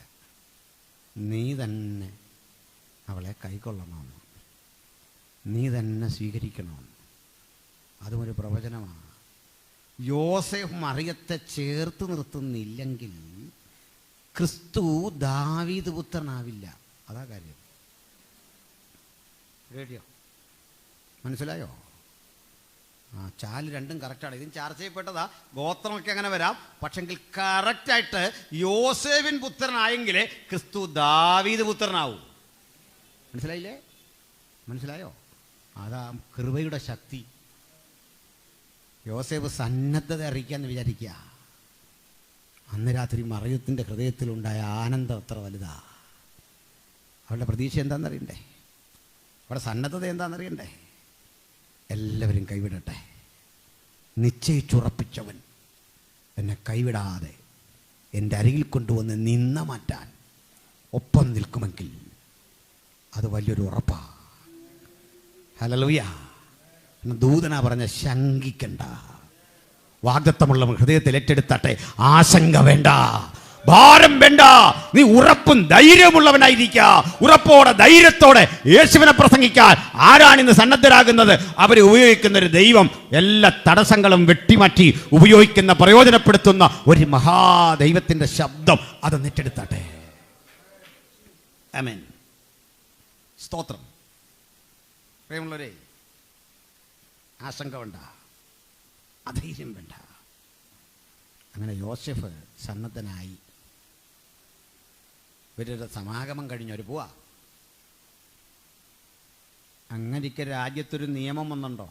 ലോകമൊക്കെ പേർവഴി ചാർത്തണം, നമ്മുടെ പേര് കൊണ്ട് രജിസ്റ്റർ ചെയ്യണം. ഇപ്പോൾ നമ്മുടെ തന്നെ SIT-യോ SIR-ഓ കുറേ പരിപാടി ഉണ്ടല്ലോ അല്ലേ? SIT നമുക്കെതിരെ അല്ല, അത് സ്വർണം കട്ടവനെതിരെയാണ്. പോട്ടെ, നമുക്കെതിരെ സകല ആൾക്കാരും പൗരന്മാരാണോ എന്നറിയാൻ വേണ്ടി അല്ലേ? നിങ്ങളുടെ ഒരാൾ പറയും, ഇപ്പോൾ എനിക്ക് അതിനകത്ത് താല്പര്യമൊന്നുമില്ല. താല്പര്യമില്ലേ ഒറ്റ കുഴപ്പമുള്ളൂ, ഗവൺമെൻറ്റും തമ്മിലുള്ള ബന്ധം സുഗമമാവില്ലെന്നുള്ളത്. കൊല്ലാനൊന്നും പോകുന്നില്ല. കൊല്ലുമോ? കൊല്ലില്ല. ഞാൻ പുതിയൊരു പഞ്ചായത്തിലേക്ക് മാറി. അപ്പോൾ ഈ പേരൊക്കെ കൊടുത്തു. പേര് കൊടുത്തു കഴിഞ്ഞ് അവിടുന്ന് ഇങ്ങോട്ട് വരണം, അങ്ങനെ വരണം. എനിക്ക് വലിയ നിർബന്ധമില്ല. വോട്ട് ചെയ്തില്ലെന്നോർത്ത് ഞാനൊരാൾ വോട്ട് ചെയ്തെന്നോർത്ത് ഇന്ത്യൻ ജനാധിപത്യത്തിന് ഒരു കുഴപ്പവും വരാൻ പോകുന്നില്ല. അത് കുഴപ്പമില്ലാതെ അങ്ങ് പോകും. കുറേ കൂടെ അത് നന്നാവും. അതതിൻ്റെ ഗുണം. പിടിയോ? ഞാനൊരാൾ വോട്ട് ചെയ്തില്ലെന്നോർത്ത് ഇന്ത്യൻ ജനാധിപത്യത്തിന് വല്ലതും സംഭവിക്കുമോ? ഒന്നും സംഭവിക്കില്ല. ഞാൻ വരുന്നില്ല. പിന്നെ അവർ വീട്ടിൽ വന്നു. ഇതുപോലെ ഒരു കേസ് വന്നായിരുന്നു എനിക്ക്. ഇന്നലെ ഒരു കേസ് തള്ളിക്കളഞ്ഞു. അത് തള്ളിക്കളഞ്ഞ് ഞാൻ പോകാതെ വന്നപ്പോൾ തള്ളുകയായിരുന്നു. എന്താണെന്ന് വെച്ചാൽ, ഞാൻ വിദ്വേഷപ്രസംഗം നടത്തിയെന്നും പറഞ്ഞ് വണ്ടമ്മേട് പോലീസ് ഒരു കേസ്. എന്നിട്ട് അവിടെ ചെന്ന പാസുമാരോട് പറയുക എന്നെ കൂട്ടിക്കൊണ്ട് വരാൻ. അപ്പോൾ ആ പാസുമാരെന്നെ വിളിച്ചിട്ട് പറഞ്ഞു അങ്ങോട്ട് ചെല്ലാൻ പറഞ്ഞു. ഞാൻ ചോദിച്ചാൽ നിങ്ങൾക്ക് യൂണിഫോം ഒന്നും ഇല്ലല്ലോ, ഞാൻ നിങ്ങളുടെ കൂടെ എങ്ങനെയാണ് വരുന്നത്? നിങ്ങളാരാ? നിങ്ങൾക്കുള്ള IPCയുടെ കാർഡല്ലേ? അതുകൊണ്ട് ഞാൻ കുമ്പനാട് വന്നാൽ പോലെ. അങ്ങോട്ട് വിളിച്ചാൽ വരണം. പോലീസ് സ്റ്റേഷനിൽ എന്തിനാണ് വരുന്നത്? പോലീസ് സ്റ്റേഷനിൽ ചെല്ലാൻ ആര് വിളിക്കണം? പോലീസ് വിളിക്കണം. അതിനാ പോലീസിന് ഫോണുള്ളത് അല്ലേ? പോലീസിൻ്റെ ഇരിക്കുന്ന ഫോൺ ആര് കാശ് കൊടുത്ത് മേടിക്കാമെന്നറിയോ? നമ്മൾ കാശ് കൊടുത്തിട്ട് നികുതി വിളിക്കാനുള്ള അത് അങ്ങനല്ലേ? അങ്ങനെ വിളിച്ചാൽ ഉടനെ നമ്മൾ റെക്കോർഡ് ചെയ്യണം. എന്ന് പറഞ്ഞേക്കണം, സാറേ ഞാൻ റെക്കോർഡ് ചെയ്യുന്നുണ്ട്. അപ്പോൾ വിഷയമൊന്നുമില്ല, പിന്നെ ചീത്തയൊന്നും വരികയില്ല. ഇന്നൊരു വിഷയം ഉണ്ടെന്ന് അവർ പറയട്ടെ. അവരോട്ട് വിളിക്കുകയില്ല. പറഞ്ഞ് ലാസ്റ്റ് വിളി വന്നപ്പോൾ ഞാൻ പറഞ്ഞു ഞാൻ എങ്ങും പോകാൻ തീരുമാനിച്ചിട്ടില്ല, ഇവിടെ തന്നെ ഉണ്ട്. ഇവിടെ വരണം, അറസ്റ്റ് ചെയ്തുകൊണ്ട് പോകും. ഈ ലൊക്കേഷൻ മാപ്പോട്ട് ഇട്ട് തരാം. ഞാനിവിടുന്ന് പോകില്ല. കാരണം സാറിന് ഈ കോടതിയിലൊക്കെ കേസ് വന്നാൽ നിങ്ങൾ കണ്ടിട്ടുണ്ടോ, ഈ നേതാക്കന്മാർക്കൊരു പണിയുണ്ട്. ആ കോടതിക്കകത്ത് ഇങ്ങനെ നിന്ന് വെച്ച് തല കറങ്ങിയൊരു വീഴ്ച. ഒന്നുമില്ല, കോടതിക്കും അറിയാം, പോലീസിനും അറിയാം, ഡോക്ടർക്കും അറിയാം, ഇയാൾക്കും അറിയാം, ദൈവത്തിനും അറിയാം, പിശാചിനും അറിയാം. ഒരു കുഴപ്പമില്ല. പിന്നെ ഏതാണ്ട് ഇച്ചിരി വെള്ളമെല്ലാം കുത്തി കുറച്ചേരം ഇട്ടേ ചെയ്യാം. ഞാൻ പറയാം അങ്ങനെ ഞാൻ വീഴാനും ഉദ്ദേശിച്ചിട്ടില്ല. കൊണ്ടുപോകും. കയ്യിൽ കിടക്കാനും മനസ്സാ. അതിൻ്റെ കാരണം, കയ്യിൽ കിടക്കാൻ മനസ്സാന്ന് പറയാൻ കാരണം എൻ്റെ ആത്മാർത്ഥം കൊണ്ടല്ല. എൻ്റെ ധീരതയല്ല. ഞാൻ കഴിഞ്ഞിടയ്ക്ക് ജയിലിലെ ഈ ഭക്ഷണത്തിൻ്റെ മെനു വായിച്ചത് സത്യം പറഞ്ഞു, അത് കേട്ടപ്പോൾ അന്നേരം പോയാൽ കൊള്ളാൻ തോന്നും. നമ്മുടെ ഈ ശരീരമൊക്കെ ഒന്ന് മെച്ചപ്പെടട്ടെ അതിനുവേണ്ടി. മനസ്സിലായില്ല? നമ്മൾ ഒരിക്കലും കേട്ടിട്ടില്ലാത്ത തരത്തിലെ മെനു. നമ്മളെല്ലാം നല്ലൊരു സമയം സെമിനാരിൽ പഠിച്ച് നമ്മൾ ജീവിതം കളഞ്ഞ ആളുകളാണ്. ഉപ്പുമാവ് കഴിച്ചും കടലക്കറി, ഉപ്പുമാവ്, അതൊക്കെയാണ് സെമിനാരികളുടെ സ്പെഷ്യൽ ഫുഡാണ്. ഇത് കഴിച്ച് നമുക്ക് ഇത് സൂപ്പർ ഫുഡ്. പോകുന്നില്ല എന്ന് വെച്ചപ്പോൾ ഇന്നലെ വിളിച്ചിട്ട് പറയാ അതെല്ലാം സെറ്റിലായെന്ന്. ഞാൻ അന്നേരവും പറഞ്ഞു നല്ലത്. പോകാത്തെന്നറിയണ്ടേ, അങ്ങനെ വിരട്ടിയാതൊന്നും പോകാൻ ഒക്കത്തില്ലെന്നേ. അത് നിയമം അറിയാമെങ്കിൽ അങ്ങനെ വിരട്ടിയാലൊന്നും നമ്മൾ പെട്ടെന്ന് കീഴടങ്ങരുത്. അതിൻ്റെ പരിപാടി നമ്മളെല്ലാം കൊന്നിച്ച് നീക്കല്ലോ ഒരു പ്രസംഗത്തിൻ്റെ പേര്. ഇവിടെ എത്രയോ പേര് പറയുന്നു. ഞാൻ തെളിയിക്കാൻ പറ്റാത്തൊരു കാര്യവും പറഞ്ഞിട്ടില്ല. ചരിത്രത്തിലുള്ളതൊക്കെ പറഞ്ഞിട്ടുള്ളൂ. അങ്ങനെയാ. എന്തിനാ പറഞ്ഞതെന്ന് അറിയണ്ടേ? ഒരു നിയമം അനുസരിക്കുകയോ നിരാകരിക്കുകയോ ചെയ്യാം. നിരാകരിച്ച അതിൻ്റെ ഗൗരവം വരെയുണ്ട്. പക്ഷെ ഇങ്ങനൊരു നിയമമുണ്ട്. നിങ്ങൾ ഇന്ന് തന്നെ നിങ്ങളുടെ നാട്ടിൽ പോയി നിങ്ങളുടെ സെൻസസിൽ രജിസ്റ്ററിൽ പേര് കൊടുക്കണമെന്ന് പറഞ്ഞാൽ, നിങ്ങൾ ജനിച്ചു വളർന്നതുമാണ് അങ്ങ് കണ്ണൂരാന്ന് വിചാരിക്കുക, ഈ മാസം തന്നെ പോകണം. നിങ്ങളുടെ ഭാര്യ പ്രഗ്നൻ്റാ, അല്ലെ സഹോദരി, അല്ലെ നിങ്ങൾ സഹോദരിമാർ ഏതാണ്ട് 8-9 മാസം ഒരു ഗർഭസ്ഥ ശിശുവിനെ ഉള്ളിൽ കൊണ്ട് നടക്കുന്ന ഒരു സ്ത്രീയോട് പറയുക, നിങ്ങൾ ജനിച്ച സ്ഥലത്തേക്ക് അവിടെ പോയി രജിസ്റ്റർ ചെയ്യണമെന്ന് പറഞ്ഞാൽ ഇന്നാലും പോവോ? നമ്മളെന്താ പറയുക, സാറേ അത് പറ്റില്ല, ഈ അവസ്ഥയെ കൊണ്ടുപോകാനൊക്കത്തില്ല. അതുകൊണ്ട് ഉദ്യോഗസ്ഥരെ ഇങ്ങോട്ട് വിടുവോ, അല്ലെങ്കിൽ അവർക്ക് സമയം കൊടുക്കുവോ? അതൊക്കെ ഈ രാജ്യത്ത് കിട്ടും. കാരണം അറിയോ, ഇത് ജനാധിപത്യ രാജ്യം. അത് കാര്യം അബ്സല്യൂട്ട് പവർ മന്ത്രിക്കല്ല, ജനത്തിനാണ്. പിടിയോ? നമുക്കാണ് അധികാരം, അതിനാ വോട്ട്. പക്ഷേ അന്നത്തെ ഈ റോമിൽ ജനങ്ങൾക്കല്ല അധികാരം, ചക്രവർത്തിക്കാ. ഇപ്പോൾ മനസ്സിലായോ? ചക്രവർത്തി ഉത്തരവിട്ട പോയേ പറ്റൂ, അല്ലെ തലയങ്ങ് പോകും, അല്ലെ നേരെ തടവറയിൽ പോകും. മനസ്സിലായല്ലോ? അപ്പം പൂർണ്ണഗർഭിണിയായ മറിയത്തെയും കൊണ്ട് പോകുന്ന യോസേഫ് നിയമത്തിൻ്റെ ഗൗരവമോർത്ത് പോകുമ്പോൾ ഒരു കാര്യം ഓർത്തോണം. കൃപയാ ലഭിച്ചതെന്നാ പറഞ്ഞ, പക്ഷേ നാടെതിരെ, സമൂഹമെതിരെ, വീടെതിരെ, രാജ്യമെതിരെ, നിയമവും എതിരെ ആ സമയം നോക്കി. ഇതാണ് കൃപയുടെ വില എന്ന് മനസ്സിലാക്കിക്കൊള്ളണം. അത് കൃപയുടെ പരാജയമല്ല, അതിൻ്റെ വിലയാണ്. ഒരുവനെയും ഉള്ളിലെത്തിക്കൊണ്ട് ഈ പോകുന്ന വഴിക്ക് ഈ കുട്ടിക്ക് ജന്മം കൊടുക്കാൻ ഒരു സ്ത്രീ കാട്ടുന്ന ആ മരണവെപ്രാളല്ലേ, ഭീകരമല്ലേ ആ നിമിഷങ്ങൾ? വിവരണാതീതമല്ലേ ആ നിമിഷങ്ങൾ? ആ വേദനയുടെ ആധിക്യം, അസ്വസ്ഥത, അത് നിമിത്തം യോസേഫിനാകട്ടെ ഇങ്ങനെ ഒരു പ്രസവാനന്തര ശുശ്രൂഷ ചെയ്തൊന്നും പരിചയമില്ല. അയാളെ ആശങ്ക വേട്ടയാടുന്നുണ്ട്, വേദന വേട്ടയാടുന്നുണ്ട്, ഭയം വേട്ടയാടുന്നുണ്ട്. ചെല്ലുന്ന വീടുകളൊന്നും അവർക്ക് മുമ്പിൽ തുറക്കുന്നില്ല. സഹായം അഭ്യർത്ഥിക്കുന്നവരൊക്കെ ഈ രൂപം കണ്ടിട്ടേ, ഇവരെ കണ്ടിട്ടേ എല്ലാ കവാടങ്ങളും അടച്ചു, വഴിയമ്പലങ്ങൾ അടച്ചു, കടകമ്പോളങ്ങൾ അടച്ചു. കോച്ചി കൊളുത്തുന്ന തണുപ്പാ. ഇസ്രയേലൊക്കെ യാത്ര ചെയ്തവർക്കറിയാം. മാംസം കിടക്കുന്ന ആ തണുപ്പിലൂടെ ഈ സ്ത്രീയെയും കൊണ്ട് ഇങ്ങനെ പോവാ. നടന്ന് വിഷമിച്ച് ഈ യാത്ര ഇങ്ങനെ പോകുമ്പോഴൊക്കെ 1000 ചോദ്യങ്ങൾ ഉള്ളിലുണ്ട്. നീ പറഞ്ഞതെല്ലാം അനുഗ്രഹം, നീ പറഞ്ഞതെല്ലാം വാഗ്ദത്തം, നീ പറഞ്ഞതെല്ലാം നന്മ, നീ പറഞ്ഞത് കൃപ. പക്ഷെ അനുദിന ജീവിതത്തിൽ ഞാൻ അനുഭവിക്കുന്നത് തീഷ്ണമായ ഒറ്റപ്പെടൽ, ആരോടും വിവരിക്കാനാവാത്ത വേദന. വാഗ്ദത്തവും എൻ്റെ അനുഭവവും രണ്ടു വഴിക്ക് പോകുമ്പോൾ സംശയമൊന്നും വേണ്ട. ദർശനത്തിന് ഒരവധി വെച്ചിരിക്കുന്നു, അത് സമാപ്തിയിലേക്ക് വരുവാൻ ബന്ധപ്പെട്ടുകൊണ്ടിരിക്കുക. അത് വരും നിശ്ചയം. അവധി അങ്ങോട്ട് കഴിഞ്ഞുകൊള്ളട്ടെ. എനിക്കും നിങ്ങൾക്ക് വേണ്ടി പ്രവർത്തിക്കുന്ന ആ ദൈവത്തിൻ്റെ പ്രവൃത്തി കൺമുമ്പിൽ കണ്ട് ആസ്വദിക്കുന്ന ഒരു കാലം വരുന്നുണ്ട്. കാത്തിരിക്കണം. സ്തോത്രം. ഈ യാത്രയിൽ മറിയം യേശുവിന് ജന്മം കൊടുത്തു. ആ സ്ഥലം എവിടെയെന്ന് ആർക്കും അറിയില്ല. ഇത് ബൈബിളും വായിക്കാല, കാര്യവും പഠിക്കാതെ പുൽക്കൂട്ടിൽ ഉണ്ണി യേശു ജാതനായി എന്ന് പറഞ്ഞ് ചാടുന്നതല്ല. 2 പുല്ലും ഒരു പശു ഉണ്ടെങ്കിൽ ഒരു ക്രിസ്മസിന് പാട്ടെഴുതാം. ശരിയല്ലേ? കാലിത്തൊഴുത്തിൽ പിറന്നു എന്നൊക്കെ പറഞ്ഞ് നമ്മൾ പാടാറുണ്ട്. ഈ ക്രിസ്മസുകാരും മാത്രമല്ല, നമ്മളും പാടാറില്ലേ? ദേവസൂതൻ പശുശാലയിൽ നരനായി. രണ്ട് കാര്യവും തെറ്റാ. അവതരിച്ചതല്ല കർത്താവ്, ഇൻകാർണേറ്റ് ചെയ്ത, അതായത് ദൈവം ജഡത്തിൽ വെളിപ്പെട്ടു. പശുത്തൊഴുത്തിലും അല്ല. എന്താ പറയാൻ കാരണം? വഴിയമ്പലത്തിൽ ഇടമില്ലായികയാൽ പശുത്തൊഴുത്തിൽ. അപ്പോൾ ഡെലിവറി അതിന് മുമ്പേ കഴിഞ്ഞ് ഇവിടെ വെച്ച് ഇസ്രയേൽ ചെന്ന ഒരു സ്റ്റാർ ഇങ്ങനെ നിലത്ത് പതിപ്പിച്ച് വെച്ചിട്ടുണ്ട് ഒരു ദേവാലയത്തിൻ്റെ. അവിടെ ജനിച്ചു വീണു നോക്കിയ കഥ, ചുമ്മാ പറയുന്ന കഥയാണ്. അതിൻ്റെ തൊട്ടടുത്ത് വേറൊരു കാഴ്ചയുണ്ട്. ഈ മൈദാമാവ് പോലൊരു സാധനം ഒരു പാറപ്പുറത്ത് ഇങ്ങനെ കൂട്ടിയിട്ടിട്ടുണ്ട്. അതൊരു ഗുഹ പോലെ സംവിധാനമാണ്. അതിങ്ങനെ കെട്ടിയടച്ച് ഗ്ലാസ് ഇട്ട് വെച്ചിരിക്കുകയാണ്. ഇതെന്താ സാധനം എന്നറിയണ്ടേ? കർത്താവിനിങ്ങനെ മറിയം മുലയൂട്ടിയ സമയത്ത് കൊച്ചുകുട്ടികൾ ഇങ്ങനെ കക്കുമല്ലോ. അങ്ങനെ കർത്താവ് വൊമിറ്റ് ചെയ്ത ആ വേസ്റ്റെല്ലാം കൂടെ ഇവിടെ കിടപ്പുണ്ട്. അവിടെ ഒരു ലോഡുണ്ട് സാധനം. വെറുതെ വെച്ചേക്കല്ല, ഒരു കുപ്പിയുണ്ട് അവിടെ. ആ കുപ്പിക്കകത്ത് നമുക്ക് അതല്പം കോരിത്തരും. ഇങ്ങനെ ഇതുകൊണ്ട് കഴിച്ചാൽ ആളുകൾക്ക്, കുട്ടികളില്ലാത്ത ദമ്പതികൾക്ക് കുട്ടികളുണ്ടാകും. അതിനെങ്ങാണ്ട് $10 കൊടുക്കണം. ഉണ്ടോ? 2000 ആണ്ടായിട്ടും ഈ ചർദിൽ തീർന്നിട്ടില്ല. അതാ വേറൊരു വിഷയം.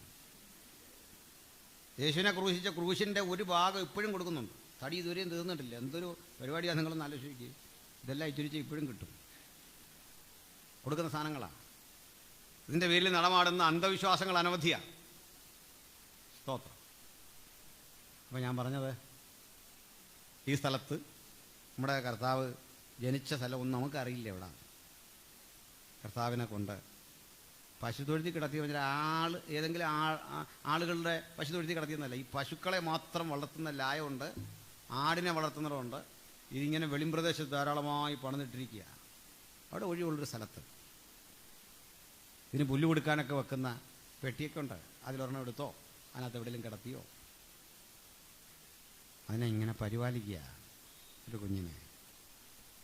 പക്ഷെ കൃപയുടെ ശക്തി എപ്പോഴാണ് മനസ്സിലായെന്നറിയണ്ടേ? ആട്ടിടയന്മാർ വരിക, അവർ വന്ന് പാട്ട് പാടുക, അവർക്ക് തിരിച്ചറിവുണ്ടാകുക. ആട്ടിടയന്മാരോട് പറയുക, സർവജനത്തിന് ഉണ്ടാകാനുള്ള മഹാസന്തോഷം. പിന്നെ കാണുന്ന ആരെയാ? അത് കഴിഞ്ഞ് പിന്നെ വന്നാരാ? വിദ്വാൻമാർ. എത്ര പേരുണ്ട്? 3 പേരെന്ന് അവരുടെ പേരുമൊക്കെ പാടാറുണ്ട്. ബൽശാസർ എന്നൊക്കെ. ഇതും ചുമ്മാതാ. 3 പേരാണോ 30 പേരാണോ എന്നൊന്നും ഇവിടെ എഴുതിയിട്ടില്ല. രണ്ട് അന്ന് രാത്രി തന്നെ പോയവർ കണ്ടിട്ടുമില്ല. തെളിവ് വേണോ? ശിശു ഇരിക്കുന്ന ഇടത്ത് എന്ന് അവനെ കണ്ടെന്ന്. കുഞ്ഞ് ഇരിക്കാൻ പ്രായമായെന്ന് മനസ്സിലായില്ലേ? പിറ്റേന്ന് അന്ന് രാത്രി തന്നെ പോയെന്നല്ല. നക്ഷത്രം നോക്കി ഇവർ ഇറാനിന്നാ പോന്നേ. പിറവത്തുനിന്ന് പോയി എന്നൊക്കെ പറയുന്നവരുണ്ട്. പോട്ടെ, കേട്ടിട്ടില്ലേ? അത് അവിടെ ഒരു പള്ളിയുണ്ടല്ലോ. ഞാൻ എൻ്റെ അടുത്ത് പ്രസംഗിച്ചപ്പോഴും ഇത് പറഞ്ഞു. എങ്ങനെ പോകുന്ന അവിടേക്ക്? ഇനി രാത്രി കാണുന്ന പറയുന്നൊരു പിറവത്തുനിന്ന് എങ്ങനെ പോയി എന്ന് പറയണം അല്ലേ? പറന്നു പോയോ? പോട്ടെ, എത്ര പേരുണ്ടെന്നില്ല. ഈ വിദ്വാൻമാർ വരുന്ന എവിടുന്ന? ഇറാനിയനാണ്. അന്ന് ഇവിടെ പ്രസക്തമല്ലാത്തതുകൊണ്ട് ഞാൻ അത്തരം വിശേഷങ്ങളിലേക്ക് പോകുന്നില്ല. ഏതായാലും പൊന്നും മൂരും കുന്തിരിക്കൊക്കെ ഒരു കാഴ്ച വെച്ചു. പക്ഷെ അവർക്കൊരു വിഷയം ഉണ്ടാകും. ഒരു നക്ഷത്രം അവരുടെ വഴികാട്ടിയായി നിന്നു എന്നാണ്. നക്ഷത്രം അവരെ ഇങ്ങനെ നയിച്ചു പോവുക. നടന്ന് മാസങ്ങൾ നടന്ന് പലയിടത്ത് തമ്പടിച്ച് നിരീക്ഷണം നടത്തി വരും വഴിക്ക് അതിലൊരു വിദ്വാൻ ഒരു ബോർഡ് കണ്ടു. എന്താ ബോർഡെന്ന് അറിയണ്ടേ? കിങ്സ് പാലസ്, രാജാവിൻ്റെ കൊട്ടാരം, ഹെരോദാടെ. അപ്പോൾ അതിൽ ബുദ്ധിമാനായൊരു ചേട്ടൻ പറഞ്ഞു, ആളിവിടെ തന്നെ കാണും, നീ നക്ഷത്രത്തെ വഴിക്ക് പോട്ടെ. നമ്മൾ കണ്ടല്ലോ, ഗൂഗിൾ മാപ്പ് വെച്ച് പോന്നല്ലേ. നേരെ കൊട്ടാരത്തിലേക്ക് കയറി. അപ്പം നക്ഷത്രം കണ്ടവൻ നേരെ കൊട്ടാരത്തിൻ്റെ ബോർഡ് നോക്കി അകത്തോട്ട് കയറിയപ്പോൾ പറ്റിയെന്താണെന്നറിയണ്ടേ? നിരവധി പിഞ്ചോമനകളുടെ തല പോയി. ശരിയല്ലേ? അങ്ങനല്ലേ തീരുന്നേ? അല്ല, നമ്മുടെ ശ്രദ്ധ തെറ്റിയാൽ സംഭവിക്കാവുന്ന ദുരിതവും ദുരന്തവുമാണ് ഈ പറഞ്ഞത്. ദർശനം കണ്ടു പോക്കോണം. ഈ വഴി വിട്ട് എങ്ങോട്ടും പോകരുത്. ഇന്നത് ഉറപ്പിച്ചു കൊള്ളണം. വലിയ ജോലികൾ ചെയ്തെടുക്കാൻ. ഹല്ലേലൂയ. അപ്പോൾ അവിടെ നമുക്ക് ഒത്തിരി നേരം നിൽക്കാൻ നേരമില്ല. പ്രായമായ യേശുവിലേക്ക് വരാം. നമ്മുടെ കർത്താവിൻ്റെ പ്രസംഗങ്ങളെല്ലാം തന്നെ എന്തൊരാധികാരിയായിരുന്നു. അതിൽ യേശു പ്രസംഗിച്ച ഒരു പ്രസംഗമുണ്ട്. ആമേൻ ആമേൻ ഞാൻ നിങ്ങളോട് പറയുന്നു, ഞാൻ വാതിലാകുന്നു. വായിച്ചിട്ടില്ലേ? ഞാൻ വാതിലാകുന്നു എന്നൊരു പ്രസംഗം കേട്ടപ്പോൾ കേട്ട ആർക്കും അത്ര വലിയ ആവേശമൊന്നും തോന്നിയില്ല. വാതിൽ പ്രവേശനത്തിനുള്ളത്, ദൈവത്തിങ്കിലേക്ക് എടുക്കാൻ ഈസിയായിട്ട് വ്യാഖ്യാനിക്കാം. ഞാൻ വാതിലാകുന്നു എന്ന കേട്ട മാത്രയിൽ ആ പ്രസംഗം ത്രസിപ്പിച്ച, അത് ആവേശഭരിതമാക്കിയ, അത് ശക്തിപ്പെടുത്തിയ ഒരു കേൾവിക്കാരി അവിടെയുണ്ട്. അത് മറിയമാണ്. എന്താ കാര്യം? വാതിലിൻ്റെ വില മറ്റാരെക്കാളും അവൾക്കറിയാം. അവൾ ചെന്ന് യോസേഫ് ഓരോ വാതിലിൽ മുട്ടുമ്പോൾ ആ വാതിലെല്ലാം അടഞ്ഞു. വഴിയമ്പലത്തിൻ്റെ വാതിൽ, കടകമ്പോളങ്ങളുടെ വാതിൽ, സഹായം ചോദിച്ചെത്തിയ വീടുകളുടെ വാതിൽ, ഇതെല്ലാം അടഞ്ഞടഞ്ഞടഞ്ഞ് അവർക്ക് ചുറ്റും തടസ്സങ്ങളുടെ തുറക്കാത്ത വാതിലുകളായി മാറിയപ്പോൾ ഈ പുത്രൻ കാലങ്ങൾക്ക് ശേഷം വിളിച്ചു പറയുക, ഞാനാ യഥാർത്ഥ വാതിൽ. ശരിയായ വാതിലിൻ്റെ മുമ്പിൽ, യാഥാർത്ഥ്യമായ വാതിലിൻ്റെ മുമ്പിൽ ഈ ലോകത്തിൻ്റെ വാതിൽ അടയുന്നത് ഗൗരവത്തിൽ എടുക്കരുത്. ചോദിക്കുന്ന ഇടങ്ങൾ, മുട്ടുന്ന ഇടങ്ങൾ, പ്രതികൂല കാലാവസ്ഥയിൽ ഒറ്റപ്പെടുത്തുന്നത് ഗൗരവത്തിൽ എടുക്കരുത്. ഗൗരവത്തിൽ എടുക്കേണ്ടത് സാക്ഷാൽ വാതിലായവനെയാ ഞാൻ ഗർഭം ധരിച്ചത്. മാത്രമല്ല, ലോകം മുഴുവൻ അപകസിച്ചപ്പോൾ, തെറ്റുകാരി എന്ന് വിളിച്ചപ്പോൾ തെറ്റുകാരി അല്ലെന്ന് മാത്രമല്ല, ഞാൻ ഗർഭം ധരിച്ച് പ്രസവിച്ചതേ ഏറ്റവും വലിയ ശരിയാ. യേശു പറഞ്ഞു, ഞാൻ തന്നെ വഴി, സത്യം, ജീവൻ, ഞാനാ. ആ പ്രസംഗവും മറിയത്തെ ആവേശഭരിതയാക്കി. ഒടുക്കം മറിയത്ത് നമ്മൾ കാണുന്ന ഒരു സവിശേഷ ഇടമുണ്ട്. അത് ക്രൂശിൻ്റെ ചുവടാ. കേട്ടെ, നമ്മളിവിടെ വന്നതൊക്കെ വലിയ ചില കാര്യങ്ങൾ ജീവിതത്തിൽ സാധിക്കാനാണ് പ്രാർത്ഥിക്കുന്നത്. നമ്മുടെ എല്ലാ പ്രാർത്ഥനകളിലും ചില വലിയ കാര്യങ്ങൾ സാധിക്കണമെന്നുണ്ട്. മക്കൾക്ക് വേണ്ടി, കുടുംബത്തിന് വേണ്ടി, അങ്ങനെയാ പ്രാർത്ഥിച്ചാൽ സാധിക്കണ്ടല്ലേ? It's true. പക്ഷെ ഒരു കാര്യം, എന്താ നമ്മുടെ ആവശ്യം? അപ്പോസ്തലന്മാർ വിശന്നിരുന്നൊരു ദിവസമുണ്ട്, പ്രസംഗം കേട്ടവരെ. അന്ന് 5000 അപ്പം പുരുഷന്മാർക്ക്, സ്ത്രീകൾക്കുമുണ്ട്. അപ്പോസ്തലന്മാർ കാത്തിരുന്നൊരു ദിവസമുണ്ട്, അന്നിതാ ലാസർ ഉയർപ്പിക്കപ്പെടുന്നു. വീണ്ടും ചില കാഴ്ചകൾ കാണാം. 10 കുഷ്ഠരോഗികൾ ഒരുമിച്ച് സുഖപ്പെടുന്നു, ഒരാൾ തിരികെ നിൽക്കുന്നു. കാട്ടത്തി മരത്തിന്റെ മീതെ കയറിയ സക്കായി ഇതാ രക്ഷാനിർണയം പ്രാപിച്ചവനായി പുറത്തേക്ക് വരുന്നു. പാപക്ഷമ കിട്ടിയവൻ, രോഗം സൗഖ്യമായവൻ, ആശ്വാസം കിട്ടിയവൻ, ഉയർത്തെഴുന്നേറ്റവൻ, മരണം മാടി വിളിച്ചിട്ട് അവിടുന്ന് തിരികെ പിടിച്ച് കർത്താവ് കൊണ്ടുവന്നവൻ, അങ്ങനെ ആയിരക്കണക്കിന് മനുഷ്യരെ ഏറ്റുവാങ്ങിയ അനുഗ്രഹങ്ങളുടെ പരമ്പരയുണ്ട്. പക്ഷെ ഒറ്റ ഒരുത്തൻ ഈ ക്രൂശിൻ്റെ ചുവട്ടിലില്ല. ശരിയാണോ? യോഹന്നാനുണ്ട്, മറിയമുണ്ട്, പിന്നെ കുറേ സ്ത്രീകൾ. ആട്ടെ, നിങ്ങൾക്ക് എവിടെ നിൽക്കുന്ന ഇഷ്ടം? ലാസറിന്റെ കല്ലറയുടെ മുമ്പിൽ നിന്ന് ലാസർ പുറത്തിറങ്ങി വരുന്ന കാണാൻ ഇഷ്ടമില്ലാത്തവരാരും ഇവിടെ ഇല്ല. കടലിൽ മീതെ യേശു നടക്കുമ്പോൾ ആ കാഴ്ച കാണാൻ ഇഷ്ടമില്ലാത്തവരില്ല. 5 അപ്പം വാഴ്ത്തി നുറുക്കി നടുമ്പോൾ അത് കൊണ്ടു കൊടുക്കാനും അതിൻ്റെ ഒരു ഭാഗമാകാനും ആളുകൾ കാത്തിരിക്കുന്നെങ്കിൽ, സാക്ഷാൽ ജീവന്റെ അപ്പമായവൻ ഇതാ ക്രൂശിൽ പിടയുന്നു. ഈ രംഗത്തിന് സാക്ഷ്യം വഹിക്കാൻ ആർക്ക് മനസ്സുണ്ട്? കാരണം മുമ്പ് കണ്ടതൊക്കെ ആരവാരത്തിന്റെ, ആഹ്ലാദത്തിന്റെ, നൃത്തം ചെയ്യുന്ന അനുഭവമെങ്കിൽ ഇത് അനുതാപത്തിന്റെ സ്ഥലം, പൊട്ടിക്കരയുന്ന സ്ഥലം, കണ്ണീരിന്റെ ഇടം. അതാ ക്രൂശെങ്കിൽ ഈ ക്രൂശിന്റെ ചുവട്ടിൽ നിൽക്കാൻ നിങ്ങളിൽ എത്ര പേർക്ക് സന്മനസ്സുണ്ട്? ഇന്ന് രാത്രി ആ ക്രൂശാണ് ജീവിതത്തെ അടിമുടി മാറ്റിമറിക്കുന്നത്. ആ ക്രൂശാണ് നമ്മുടെ ജീവിതത്തിന്റെ ഭാവിയുടെ ഭാഗതയങ്ങളെ നിർണ്ണയിക്കുന്നത്. ആ ക്രൂശിന്റെ ചുവട്ടിൽ ഒന്ന് നിൽക്കാൻ ആർക്ക് മനസ്സുണ്ട്? അപൂർവം ചിലർ, അപൂർവം ചിലർ. അതുകൊണ്ട് ക്രിസ്ത്യജീവിതം എല്ലാവർക്കും പറ്റില്ല. സൗഖ്യം കിട്ടിയ കുഷ്ഠരോഗികളോട് ചോദിക്കുക, സുഹൃത്തേ, മോശമല്ലേ? ക്രൂശിൻ്റെ ചൂടൊന്ന് പോകണ്ടായിരുന്നോ? നിനക്ക് സൗഖ്യം തന്നവൻ മരിക്കുന്നു. വാർത്ത അറിഞ്ഞില്ലേ? യൈറോസ് മകൾ ഉയർപ്പിക്കപ്പെട്ടതല്ലേ? ആ കുഞ്ഞുമായി ആ രംഗം പോയെന്ന് കാണണ്ടേ? അയ്യോ, അങ്ങനെയാണോ? കുഞ്ഞിനെ കോളേജിൽ ചേർത്തിരിക്കുക, ഞാനതിനെ സ്കൂളിൽ ചേർത്തിരിക്കുക. അതിൻ്റെ ഭാവിയാണ് ഇപ്പോൾ എൻ്റെ മുമ്പിലുള്ളതേ. 10 കുഷ്ഠരോഗികൾ പറയുക വിവാഹം നിശ്ചയിച്ചിരിക്കുക. അതാണ് എൻ്റെ മുമ്പിൽ ഇപ്പോൾ ഉള്ള വിഷയം. അപ്പം തിന്നവരൊക്കെ പറയുക ഞങ്ങളേ പുതിയ ചില ഉത്തരവാദിത്തങ്ങൾ ഏറ്റെടുത്തിരിക്കുക. പലരും പലവടുക്ക് ചിതറി പതറി മാറിയപ്പോൾ കൃപ ലഭിച്ചവളും ആ കൃപയ്ക്ക് സാക്ഷ്യം വഹിച്ചവരുമായി സമൂഹം തള്ളിക്കളഞ്ഞ ഏതാനും ഒറ്റപ്പെട്ടവർ ആ ക്രൂശിന്റെ ചുവട്ടിൽ ഇങ്ങനെ നിൽക്കുന്ന ആ കാഴ്ചയോളം സൗന്ദര്യമുള്ള കാഴ്ചകളൊന്നും ജീവിതത്തിലില്ലെങ്കിൽ ഈ ക്രൂശാണ് നമ്മുടെ ശക്തി.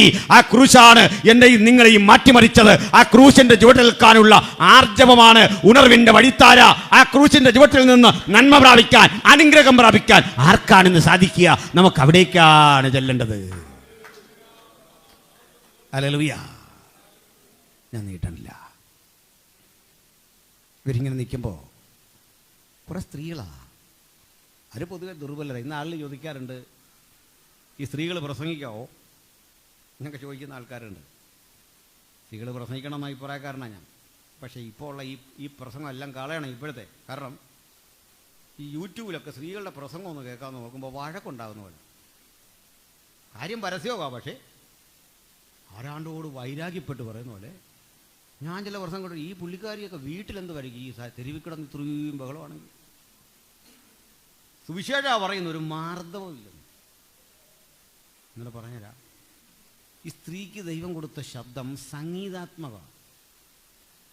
അതാ ഹിന്ദി ടീച്ചർമാരും മിക്കവാറും ഒക്കെ സ്ത്രീകളാകും. സംഗീതാത്മകം, മ്യൂസിക്കലാണ്. നിങ്ങൾ ഉണർവ് പ്രസംഗം പറയാൻ പോയാൽ ഏതാണ്ട് കിളി ചലയ്ക്കുന്നുള്ള തോന്നുമല്ലാതെ ഒന്നും തിരിച്ചറിയാൻ പറ്റില്ല.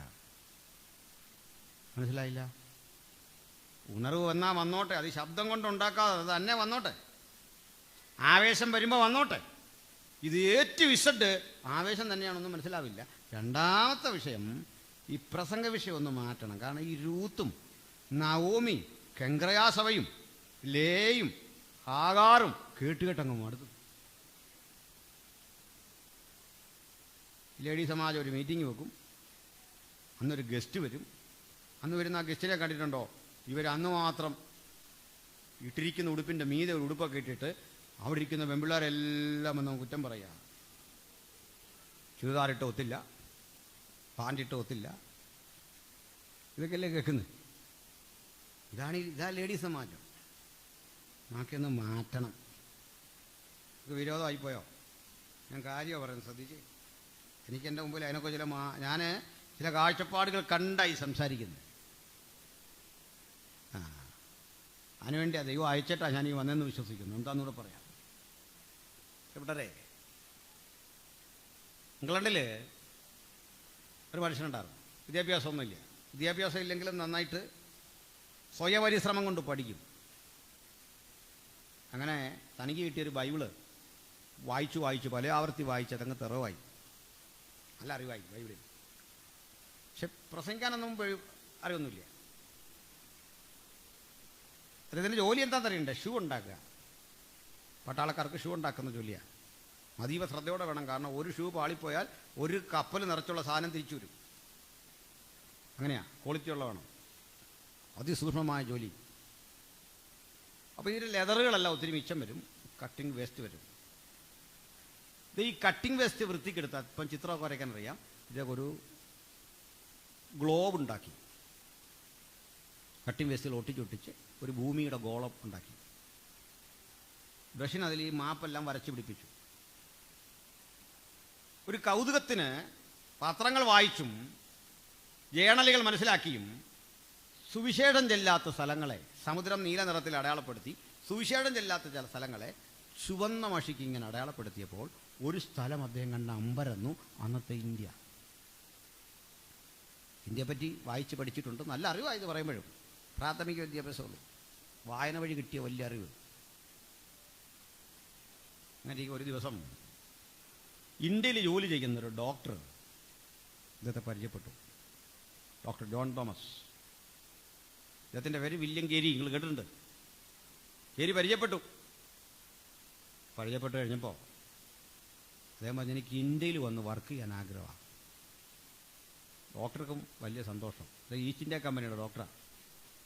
പക്ഷെ കേരി ഒരു പ്രശ്നമുണ്ട്.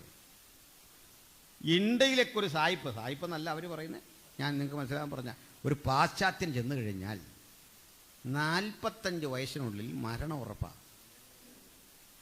വൈസ്രോയിമാരൊക്കെ അത്രയും നിൽക്കുകയില്ല, അതിനുമ്പോൾ തിരിച്ചു പോകും. കാരണം കാലാവസ്ഥ, അവിടുത്തെ പകർച്ചവ്യാധി, മലേറിയ പോലുള്ള രോഗങ്ങൾ, കോളറ, ഇതൊക്കെ വലിയ പ്രശ്നമാണ്. എന്നൊക്കെ പ്രയാസമാവും. ഒത്തിരി നിരുത്സാഹപ്പെടുത്തിയെങ്കിലും കേരിയുടെ ആ ഉറപ്പ് കണ്ടിട്ട് അദ്ദേഹം പറഞ്ഞു ഞാൻ എല്ലാം അറേഞ്ച് ചെയ്യാം. ഒരു അപകടമുണ്ട്.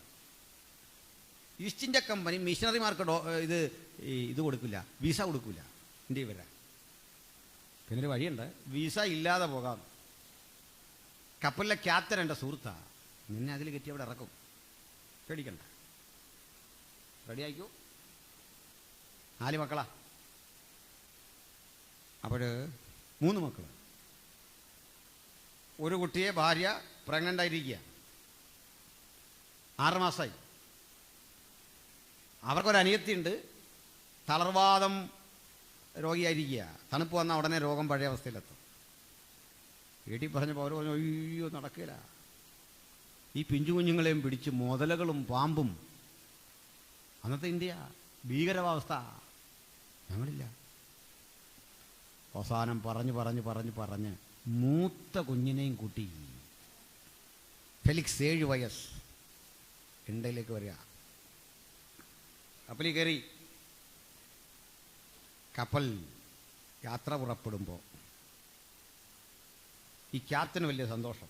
അന്ന് പുള്ളി ഒരു സുവിശേഷ ആത്മാവുള്ള മനുഷ്യനാണ്.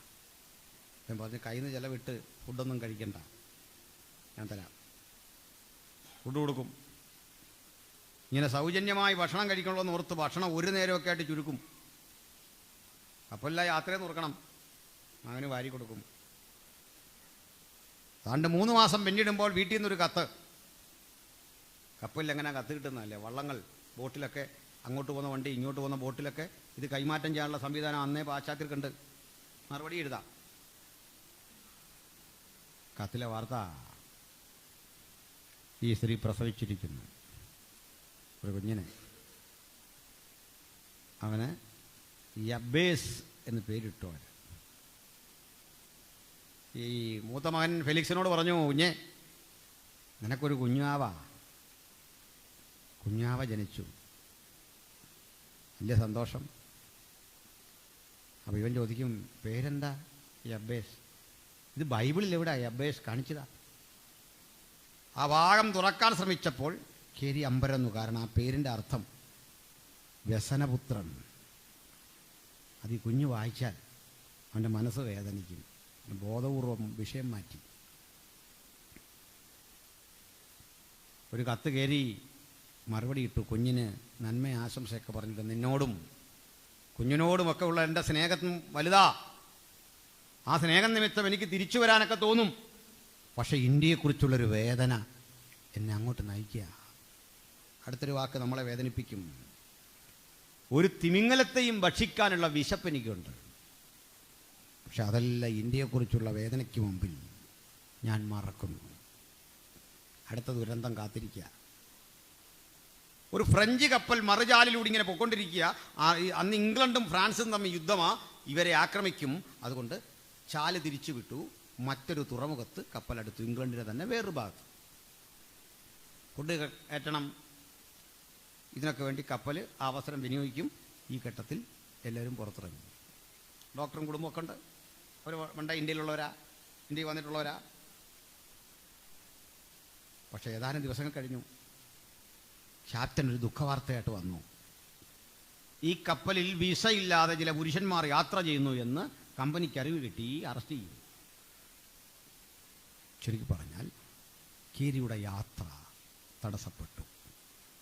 കുഞ്ഞിൻ്റെ കൈ പിടിച്ച് പിന്നെയും യാത്ര ചെയ്ത് കേരി വീട്ടിലെത്തി. വീട്ടിൽ വലിയ ഉത്സവം, ആഘോഷം, പോയവർ തിരിച്ചു വന്നതിലുള്ള സന്തോഷം. പക്ഷെ കേരിയുടെ മനസ്സാകെ ദുഃഖം. ദിവസങ്ങൾ കഴിഞ്ഞപ്പോൾ ഡോക്ടർ ജോൺ തോമസ് വീണ്ടും വന്നു. വില്യം കേരി ക്ഷുഭിതനായി. പണം പോയി, കഷ്ടപ്പാട് വേറെ. ഇന്ത്യയിലെത്തിയില്ല. ഒത്തിരി വഴക്ക് കെട്ടിട്ട് ഈ മനുഷ്യൻ പറഞ്ഞു, ശരി, ഞാൻ നിങ്ങളൊരു കാര്യം പറഞ്ഞിരുന്നു, നീയും കുഞ്ഞും ഇന്ന് ഇവിടുന്ന് പോയാൽ പിന്നെ ഒരിക്കലും തിരിച്ചു വരികയില്ല. ഈ അബേസിനെ കാണാനാവില്ല, ഭാര്യയെ കാണാനാവില്ല. ഈ തിരിച്ചുള്ള അടുത്ത യാത്ര ഞാൻ നിനക്ക് ഒരുക്കിയിട്ടുണ്ട്. നിന്റെ ഭാര്യയും മക്കളും കൂടെ വരില്ലെന്ന് ആര് കണ്ടു? അതിന് ഡച്ച് ആധിപത്യമുള്ളൊരു സ്ഥലം ഇന്ത്യയിലുണ്ട്. അവിടെ നിന്നെ ഞാൻ ഇറക്കാം, ഡച്ച് കപ്പൽ വരുന്നുണ്ട്. സമ്മതിച്ചു. പോകാൻ തയ്യാറായി. ഭാര്യയോട് പറഞ്ഞു, ഭയജഗതി. അവൾ പറഞ്ഞു, ഈ വെലങ്ക കുഞ്ഞിനെ കൊണ്ടോ? സാധിക്കില്ല. പറഞ്ഞ് അവസാനം കേരി പൊട്ടിക്കരഞ്ഞു. തലയിൽ കൈവച്ച് വഴിയോരത്തിരുന്ന് കരഞ്ഞു. ഒടുക്കം ഭാര്യ ജോൺ തോമസ് ശുഭിതയായി പറഞ്ഞു, നിന്റെ ഭർത്താവിനെ ഇന്ന് പിരിഞ്ഞുകൊള്ളണം. കാരണം ഈ മകനും ഭർത്താവും തിരിച്ചു വരില്ല. ഇന്ത്യയിൽ പോലുള്ള അവസ്ഥ അതാ. ആ വാക്കവരെ വേദനിപ്പിച്ചു. അങ്ങനെ വെലങ്ങക്കുഞ്ഞിനെ എടുത്ത് ഞൊണ്ടി നടക്കുന്ന അനിയത്തെ കൂടെ കൂട്ടി ബാക്കി 3 മക്കളുടെ കൈപിടിച്ച് ഈ രാജ്യത്തെക്കുറിച്ച് അറിയാത്ത ഒരു പാവ സഹോദരി കൂടെ വില്ലങ്കരിക്കൊപ്പം യാത്ര ചെയ്ത് കപ്പലിൽ കയറി. കപ്പൽ തീരം വിട്ടു പോവാ. ഈ ക്യാപ്റ്റനും വളരെ നല്ല മനുഷ്യനായിരുന്നു. പക്ഷെ കേരിയുടെ ഭാര്യയും മക്കളും ആ കപ്പലിലെ മറ്റൊരു സ്ത്രീയെ കണ്ട് ഭയന്നു. അതിലെ സ്റ്റാഫാ. ഭയക്കാൻ കാരണം ഒരു ഭീമാകാര രൂപി, ഒരു ബ്ലാക്കാ, നീഗ്രോ സ്ത്രീയാ. ഇത്തരം ആളുകളെയൊന്നും അവർ കണ്ടിട്ടില്ല. അവരുടെ രൂപവും ഭാവവും എല്ലാം കണ്ടപ്പോൾ കുഞ്ഞുങ്ങളെല്ലാം കരയാൻ തുടങ്ങി. പക്ഷേ കുറേ നാളത്തെ ഇടപെടലിന് ശേഷം മനസ്സിലായി, സാധുവായൊരു സ്ത്രീ. ഒരു കുഞ്ഞുങ്ങളെ എടുക്കും, ഭക്ഷണം കൊടുക്കും, കേരിക്കും കുടുംബത്തിനും വേണ്ടതൊക്കെ കൊടുത്ത് പരിപാലിച്ചു കൊണ്ടുപോവാ. 101 ദിവസം പിന്നിടുമ്പോൾ അടുത്ത ദുരന്തം. ആഞ്ഞടിച്ച മഴയും പ്രതികൂല കാലാവസ്ഥയിൽ പടർന്നു പിടിച്ച പകർച്ചവ്യാധി, പനിയും അതിസാരവും പലർക്കും ബാധിച്ചു. ആ യാത്രയിൽ ഈ നീഗ്രോ സ്ത്രീ മരിച്ചു. തങ്ങൾക്ക് ഭക്ഷണം ഒരുക്കിയ, കുഞ്ഞുങ്ങളെ പരിപാലിച്ച ആ സ്ത്രീയുടെ മൃതശരീരം പ്രാർത്ഥിച്ച് കടലിലേക്ക് തള്ളുമ്പോൾ കേരിയും കുടുംബവും അനുഭവിച്ച വ്യഥ നിങ്ങളെന്ന് ആലോചിക്കണം. വീണ്ടും 4-5 മാസത്തെ കഠിനമായ യാത്രയ്ക്കൊടുവിൽ കപ്പൽ ഇന്ത്യൻ തീരത്തടുത്തു. ഇന്ത്യയിലിറങ്ങി. ഒത്തിരി കഷ്ടപ്പാടുകൾക്ക് ശേഷം ദൈനംദിന ജീവിതത്തിന് പണം കണ്ടെത്താൻ നീലച്ചെടികളുടെ ഒരു പാട്ടഭൂമി കയറി പാട്ടത്തിനെടുത്തു. നീലച്ചെടി എന്ന് പറഞ്ഞാൽ പണ്ട് ഈ നീലം മുക്കുന്ന ആ പൊടി ഉണ്ടാക്കുമല്ലോ, അതിൻ്റെ ഒരു തരം ചെടിയാണ്. പക്ഷെ അടുത്ത പ്രളയത്തിൽ കൃഷിയൊക്കെ നശിച്ചു. തൊടുന്നതും പിടിക്കുന്നതെല്ലാം നഷ്ടം. എങ്ങോട്ട് തിരിഞ്ഞാലും പരാജയം. നീണ്ട 3 വർഷം പ്രസംഗിച്ചിട്ടൊരു ഒറ്റ മനുഷ്യനെ കിട്ടിയില്ല. പരിഭാഷപ്പെടുത്തുന്നവൻ പോലും വിശ്വാസത്തിൽ വരുന്നില്ല. നിരാശപ്പെടുത്തുന്ന 100 ശബ്ദങ്ങൾക്കൊടുവിൽ അടുത്ത ദുരന്തം. കേരിക്ക് മലേറിയ പിടിച്ചു. 28-30 വയസ്സ് പ്രായമുള്ള ആ മനുഷ്യൻ്റെ മുടിയൊക്കെ കൊഴിഞ്ഞിട്ട് ഒരു 60 വയസ്സുകാരൻ്റെ രൂപത്തിലേക്ക് മാറി. കണ്ണുകൾ കൊഴിഞ്ഞു. രണ്ടാമത്തെ മകൻ പീറ്റർ, അയാൾക്കും ഇതേ രോഗം ബാധിച്ചു. 2 ആളുകളും കിടക്കുക. വാക്സിനില്ല, മരുന്നില്ല, വെള്ളം തിളപ്പിച്ച് കുടിക്കും, മിക്കപ്പോഴും പട്ടിണി. ആര് കൊടുക്കാൻ? രോഗികൾ 2 പേരും അടുത്ത മുറിയില്ല. ഒരു ദിവസം പ്രഭാതത്തിൽ 3 മണിക്ക് അടുത്ത ദുരന്ത വാർത്ത. നെഞ്ചോട് ചേർന്ന് കിടക്കുന്ന പീറ്റർ മരിച്ചു. ഈ കുഞ്ഞിനെ അടക്കാൻ അയൽക്കാരെയൊക്കെ വിളിച്ചിട്ട് വരുന്നില്ല. ദേവിയുടെ കോപം നിമിത്തമാ ഈ മരണം വന്നത്. കൽക്കട്ടയിലെ ആളുകൾ ആരാധിച്ചു പോരുന്ന കാളി ടെമ്പിളുണ്ട്. ആ കാളി ക്ഷേത്രത്തിലെ എന്തോ തരത്തിലെ അതിനെതിരെയൊക്കെ പറഞ്ഞിട്ടാകും എന്നൊക്കെ പറഞ്ഞുകൊണ്ട് നാട്ടുകാർ മുഴുവൻ ബഹിഷ്കരിച്ചു. ഈ മനുഷ്യൻ മുറ്റത്ത് കുഴിയെടുക്കുമ്പോൾ ഉള്ളിൽ നിന്ന് വെള്ളക്കെട്ട്. ആ വെള്ളത്തിനുള്ളിലേക്ക് തൻ്റെ മകൻ്റെ മൃതശരീരം എടുത്ത് മൂടുന്ന ഒരപ്പൻ്റെ മാനസികാവസ്ഥ അറിയുമോ? ശവടക്കെല്ലാം കഴിഞ്ഞ് അടുത്ത ദിവസം മുതൽ കേരിയുടെ ഭാര്യ സമനില വിട്ട് പെരുമാറാൻ തുടങ്ങി. ഒരുമിച്ച് ഭക്ഷണത്തിരിക്കുമ്പോഴൊക്കെ ഒരളവ് ഭക്ഷണം മകന് വേണ്ടി വിളമ്പി വെക്കും. അതെടുത്ത് കളഞ്ഞാൽ പ്രശ്നം, മറ്റു കുട്ടികൾ കഴിച്ചാൽ പ്രശ്നം. It is for Peter. നിന്നോട് ആര് പറഞ്ഞെടുക്കാൻ? പീറ്റർ എവിടെ ഇങ്ങനെ ചോദിച്ചുകൊണ്ടിരിക്കും. എങ്ങും കാണാതെ വരുമ്പോൾ വില്ലങ്കേറിയെ പിടിച്ചിട്ട് ഉലച്ചിട്ട് ഭാര്യ ചോദിക്കും, പീറ്റർ എവിടെ? പിന്നെ ക്രൂരമർദ്ദനമാ. സമനില തെറ്റിപ്പോയി. പ്രിയപ്പെട്ടവരെ, അതിഥികൾക്കൊപ്പം ഇരുന്ന് ഭക്ഷണം കഴിച്ചുകൊണ്ടിരിക്കുമ്പോൾ മൺകൂജകളൊക്കെ എടുത്ത് കേരിയുടെ തലക്കടിക്കും, കുട്ടികളൊക്കെ ഉപദ്രവിക്കും. ഈ മനുഷ്യൻ ഈ പ്രതിസന്ധിക്ക് നടുവിലാണ് 6 മേജർ ഭാഷകളിൽ വിശുദ്ധ ബൈബിൾ പരിഭാഷപ്പെടുത്തിയത്. 28 ഇന്ത്യൻ ഭാഷകളിൽ പുതിയ നിയമം പരിഭാഷപ്പെടുത്തി. താൻ പരിഭാഷപ്പെടുത്തി വച്ചിരിക്കുന്നതൊക്കെ വാരിയെടുത്ത് ചുട്ടുകളയും. പോയിട്ട് വരുമ്പോൾ സഹനത്തിൻ്റെയും ക്ഷമയുടെയും വഴിയിലൂടെ ഈ ഭക്തൻ നടക്കുമ്പോൾ അയാൾ അനുഭവിച്ച ത്യാഗം കണ്ടിട്ട് ലോകമൊക്കെ പരിഹസിച്ചിട്ടുണ്ടാകാം, 100 പരിഹാസങ്ങൾ ഏറ്റുവാങ്ങിയിട്ടുണ്ടാകാം. പക്ഷേ 1993 ഇന്ത്യൻ രാഷ്ട്രപതി ശങ്കർദയാൽ ശർമ്മ ഇന്ത്യ ഭരിക്കുമ്പോൾ വില്യം കേറിയെ പ്രകീർത്തിച്ചുകൊണ്ട് ഒരു തപാൽ സ്റ്റാമ്പ് പുറത്തിറക്കി. എന്തിനാ? ഈ രാജ്യത്ത് വന്ന് ആധുനിക മിഷൻ പ്രസ്ഥാനങ്ങൾക്ക് തുടക്കം കുറിക്കുകയും വിദ്യാഭ്യാസ പ്രവർത്തനങ്ങൾ തുടങ്ങുകയും ഇന്ത്യക്കാരൻ ആദ്യം BA MA ഈ ഡിഗ്രികൾ കണ്ടത് വില്യം കേറിയുടെ സ്ഥാപനത്തിൽ നിന്നാണ്. ചിലതരം പ്രവർത്തികൾ ചെയ്യാൻ അമിതമായ കൃപയുടെ ഒരു വാഗ്ദത്തമുണ്ടെങ്കിൽ അതിൻ്റെ പിന്നിലെ ത്യാഗം വലുതാണെന്ന് തിരിച്ചറിഞ്ഞുകൊണ്ട്, കൃപ ലഭിച്ചവളെ നിനക്ക് വന്ദനം, ചില ദൂതുകൾ ഏറ്റെടുക്കുമ്പോൾ ഇതാ ഞാൻ കർത്താവിൻ്റെ ദാസി, അങ്ങ് പറഞ്ഞതുപോലെ എനിക്ക് ഭവിക്കട്ടെ എന്ന് പറഞ്ഞ് സമർപ്പണം ചെയ്യാൻ ആർക്ക് മനസ്സുണ്ട്? അവരൊരു കാലം വരാൻ പോകുകയാ.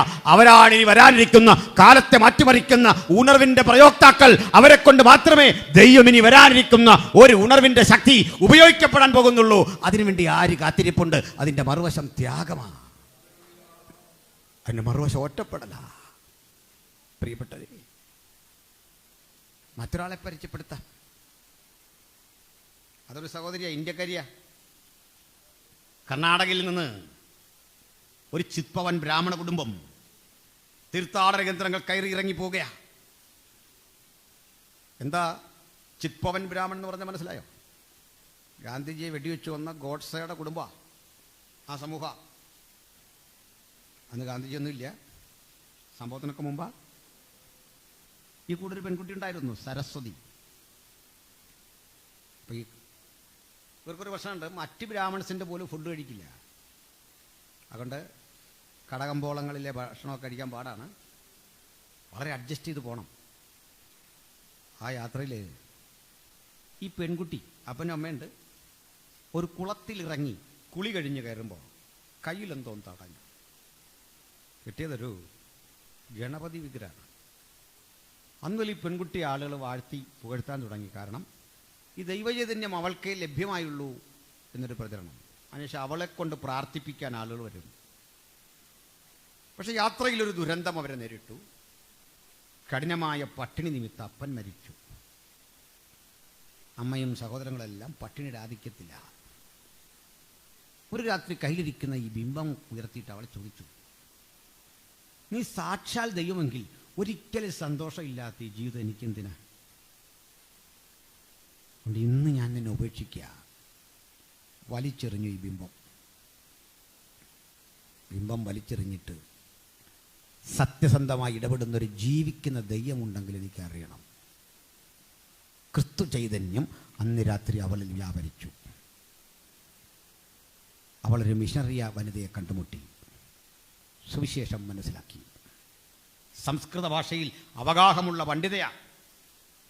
അതുകൊണ്ട് അവരുടെ മുഴുവൻ പേര് പണ്ഡിറ്റ് രമാബായി സരസ്വതി എന്നാണ്.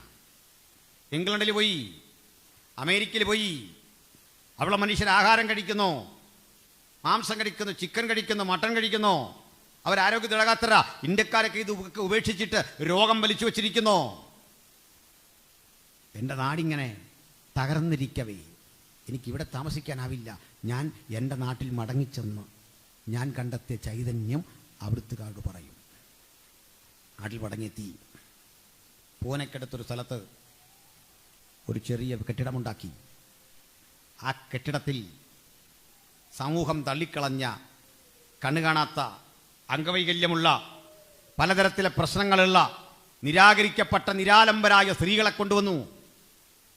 1-2 പേരെയല്ല, സ്ഥാപനം വളർന്ന് 350-ലധികം ഏക്കർ ക്യാമ്പസ് ഇപ്പോഴും ഉണ്ട്. കുറേയൊക്കെ സർക്കാരിന് കൊടുത്തു. 3500-ലധികം അന്തേവാസികൾ ഒരു സ്ഥാപനം വളർന്നു. വലിയ ചർച്ചും ഹാളും ഒക്കെ ഉണ്ടാക്കി. രമാബായി സരസ്വതി തിരുവചനം ഇങ്ങനെ ധ്യാനിച്ചുകൊണ്ടിരിക്കുക. അവിടെ വചനം വായിച്ചുകൊണ്ടിരുന്ന ഒരു പെൺകുട്ടി അപ്പോസ്തല പ്രവൃത്തി 2 വായിച്ചിട്ട് ഒരു ചോദ്യം ചോദിച്ചു, ഇത് ഇന്നും സംഭവിക്കുമോ ഈ അന്യഭാഷകൾ? അവൾ പറഞ്ഞു, എനിക്കിതൊന്നും അറിയില്ല, നമുക്ക് പ്രാർത്ഥിക്കാം. ആ പ്രാർത്ഥിച്ചുകൊണ്ടിരിക്കുമ്പോൾ ഈ സംശയം ചോദിച്ച പെൺകുട്ടിയുടെ ശരീരത്ത് ഒരു തീ വ്യാപരിക്കുന്ന കാഴ്ച കണ്ടിട്ട് അടുത്തിരുന്ന ആളുകൾ മാറി ദൂരെ പോയി തൊട്ടിയിൽ വെള്ളം ശേഖരിച്ച് കപ്പ് കൊണ്ടുവന്ന് ഈ വെള്ളം ദേഹത്തൊഴിച്ച് തീ അണയ്ക്കാൻ ശ്രമിക്കുമ്പോൾ തീ ആളി കത്തി അടുത്തിരിക്കുന്ന ആളുകളെല്ലാം തീ പടരുന്നു. നോക്കി നിൽക്കെ നിർവൃതിദായകമായ ഒരു അനുഭവത്തിൽ ഇന്ത്യയുടെ ചരിത്രത്തിൽ ആദ്യമായി അന്യഭാഷാ ഭാഷണം അടയാളമാക്കിക്കൊണ്ട് ഒരു സഭ പൂനെയിൽ ആരംഭിച്ചു, മുക്തി മിഷൻ. സ്ത്രീകൾക്കിടയിലെ ഉണർവുണ്ടായ ഈ സ്ഥാപനം വളർന്നു. നിരാലംബരെ ചേർത്ത് തുടങ്ങിയതാ. ഇന്നും ഉണ്ടത്. അംഗസംഖ്യയൊക്കെ കുറവാണ്. എന്തിനാ പറഞ്ഞേ? നമുക്കെല്ലാം ദൈവവിളിയുണ്ട്, നമുക്ക് ലേഡി സമാജമുണ്ട്, നമുക്ക് കൺവെൻഷനുണ്ട്, നമുക്ക് പാട്ടുണ്ട്. എങ്ങനെ ഈ വരൾച്ച വന്നെന്നറിയോ? വരൾച്ച വന്ന എങ്ങനെ? അങ്ങോട്ടോടെ ഇവിടെ പ്രസംഗിക്കുന്നു, തൊട്ടപ്പുറത്ത് പ്രസംഗിക്കുന്നു, അപ്പുറത്ത് പ്രസംഗിക്കുന്നു. അതിനുശേഷം കാവാലം വരുന്നു, ഷമീർ കൊല്ലം വരുന്നു, മറ്റൊരാൾ വരുന്നു. നിങ്ങളിത് കേട്ട് ഞങ്ങളെക്കാൾ അറിയാം എന്തൊക്കെയാണ് ചെയ്യാൻ പോകുന്നതെന്ന്. മനോജ് ഭാഷയുടെ ശുശ്രൂഷിക്കുന്നു. ഇതിനുശേഷം ഇതേ സെൻറ്ററിൽ വേറൊരിടത്ത് നിങ്ങൾ ഞങ്ങളെ കണ്ടും ഞങ്ങൾ നിങ്ങളെ കണ്ടും എന്തൊക്കെ ചെയ്യുമെന്നറിയാം. പുതുമകളില്ല ചെയ്യുന്ന കാര്യത്തിൽ. നമുക്കൊന്ന് മാറി ചിന്തിച്ചാലോ? നമുക്കൊന്ന് മാറി പ്രവർത്തിച്ചാലോ? സന്തോഷമാണോ? ഒന്ന് സമർപ്പിച്ച് അതിനുവേണ്ടി ദൈവമക്കൾ, നമ്മുടെ കുട്ടികൾക്ക് വേണ്ടി, തലമുറകൾക്ക് വേണ്ടി എന്താ സംഭവിക്കുന്നത്? ഒരു വരൾച്ച അത് കുട്ടികളിലേക്ക് ചെന്ന് വ്യാപരിച്ചു പോയാൽ ഭീകരമാണ് അടുത്ത അവസ്ഥ. നമുക്കിവരെയൊക്കെ നേടണം, സ്ഥിതിഗതികളെ മാറ്റണം. നിങ്ങളുടെ മുന്നിലും എല്ലാം ഉണ്ടൊരു അഭിഷേകം, ഒരു നിറവ് ദൈവം തന്നിട്ടുണ്ട്. ചില ഉത്തരവാദിത്തങ്ങളെ, ചില ദർശനങ്ങളെ ഏറ്റെടുത്ത് ചെയ്യാനുള്ള കൃപ ദൈവം തന്നിട്ടുണ്ട്. കൃപ ലഭിക്കുന്നത് ചില വലിയ ദൗത്യങ്ങൾ ചെയ്യാനാണ്. കൃപ ലഭിക്കുന്നത് ആലയത്തിൻ്റെ 4 ചുവരുകളിലെ പ്രകടനപരതയ്ക്കല്ല, അതിനപ്പുറത്ത് ചില ദൗത്യങ്ങൾ ചെയ്തെടുത്ത് വിജയപ്രദമായ ചില ഉത്തരവാദിത്തങ്ങൾ ചെയ്യാനാ ദൈവം നമ്മുടെ എല്ലാം മീതെ ദൈവകൃപ തന്നിരിക്കുന്നത്. അതിനുവേണ്ടി ജാഗരിച്ച്, അതിനുവേണ്ടി പ്രവർത്തിച്ച്. അതിനെ പ്രായം തടസ്സമല്ല, നിങ്ങളിപ്പോൾ എന്തായിരിക്കും തടസ്സമല്ല, നിങ്ങൾക്ക് ഇതുവരെ പോകാം എന്നുള്ള തടസ്സമല്ല, വിദ്യാഭ്യാസ കുറവ് പ്രശ്നമല്ല, പണമില്ലെന്നുള്ള തടസ്സമല്ല. സമർപ്പിക്കാൻ മനസ്സുണ്ടോ? എനിക്ക് യേശുവിനായി പ്രയോജനപ്പെടണം, കൃപകൾ ജ്വലിപ്പിക്കണം, സഭയുടെ ഉണർവിനായി ജാഗരിക്കണം, ദേശത്തിൻ്റെ വിടുതലായി ജാഗരിക്കണം, കൂടുതൽ പേർ സ്നാനപ്പെട്ട് മുമ്പോട്ട് വരണം, പുതുതായ ആത്മാക്കൾ വീണ്ടും ഞാൻ അനുഭവത്തിലേക്ക് വരണം, കുട്ടികൾ സുവിശേഷത്തിൻ്റെ വ്യാപനത്തിന് സമർപ്പിതരാകണം. ആർക്കാഗ്രഹമുണ്ട്? ഈ ആഗ്രഹത്തോടെ നമുക്ക് ഒരു വേള കണ്ണുകൾ വയ്ക്കാം, ഹൃദയത്തെ ഏകാഗ്രമാക്കാം. പ്രാർത്ഥിക്കാൻ ആർക്ക് മനസ്സുണ്ട്? എവിടെയോ സംഭവിച്ചു പോയ ആത്മീയമായ മാന്യത്തിന് നമുക്കൊരു മറുപടി കൊടുത്തേ പറ്റൂ. ഈ സ്ഥിതിക്കൊരു മാറ്റം വന്നേ പറ്റൂ. ഈ അവസ്ഥയ്ക്കൊരു മാറ്റം വന്നേ പറ്റൂ. ഒന്ന് പ്രാർത്ഥിച്ചാട്ടെല്ലാവരും. സ്വന്തം ആത്മീയ വൃത്തിക്കാണ് പ്രാർത്ഥിക്കണ്ടേ. മറ്റൊരാളിലെ കൃപാവരം തേടി ഓരോ പ്രാർത്ഥനകളും ചെല്ലുമ്പോൾ ഒരിക്കൽ പോലും ഇത് വേദനിപ്പിച്ചിട്ടില്ലേ? കടം വാങ്ങാൻ പോകുന്ന പോലല്ലേ നമ്മൾ വന്നത്? അവിടെ ചോദിച്ചാൽ പണം കിട്ടും, ഈ ബാങ്കിൽ ചെന്നാൽ ലോണ് കിട്ടും എന്നതുപോലെ ഇന്ന് ആരാധനയ്ക്ക് ചെന്നാൽ അവിടെ മറ്റൊരാൾ എനിക്ക് വേണ്ട കൃപ കൊണ്ട് തന്നിട്ടുണ്ട് എന്ന് ചിന്തിക്കാതെ നമുക്കൊരു സ്വർഗസ്ഥ പിതാവുണ്ട്, അവിടുന്ന് എനിക്ക് നേരിട്ട് തരാൻ ശക്തനാണെന്നുള്ള ചിന്തയോടെ ചില കൃപകളെ ഏറ്റെടുക്കാൻ ആർക്ക് മനസ്സുണ്ട്? ദൈവം അനീതിയുള്ള ന്യായാധിപനല്ല. അവൻ തന്നോട് യാചിക്കുന്നവർക്ക് പരിശുദ്ധാത്മാവിനെ എത്രയധികം കൊടുക്കും. വിശ്വസിക്കുന്നുണ്ടോ? നമ്മുടെ നാട്ടിൽ സംഭവിക്കാൻ പോകുന്ന ആ ഉണർവിന് ദൈവം ഉപയോഗിക്കുന്ന ചാലകശക്തി നിങ്ങളാണെന്ന് എത്ര ആളുകൾ ഇന്നിവിടെ വിശ്വസിക്കുന്നോ? എന്നിലൂടെ ഒരു പകർച്ച, ദൈവാത്മാവിൻ്റെ ഒരു ഇടപെടൽ സംഭവിച്ച് നാളെയിൽ സംഭവിക്കാനിരിക്കുന്ന മാറ്റത്തിന് ഞാനൊരു ആധാരശിലയായി തീരാൻ എൻ്റെ ദൈവം എന്നെ കണ്ടിട്ടുണ്ടെങ്കിൽ ആർക്കും അതിനെ തടയാനാവില്ല. പരിഹസിക്കപ്പെടാ, ഒറ്റപ്പെടാ. ഞാൻ നിനക്കായി നിൽക്കുന്നു പിതാവേ. പ്രാർത്ഥിക്കാമോ?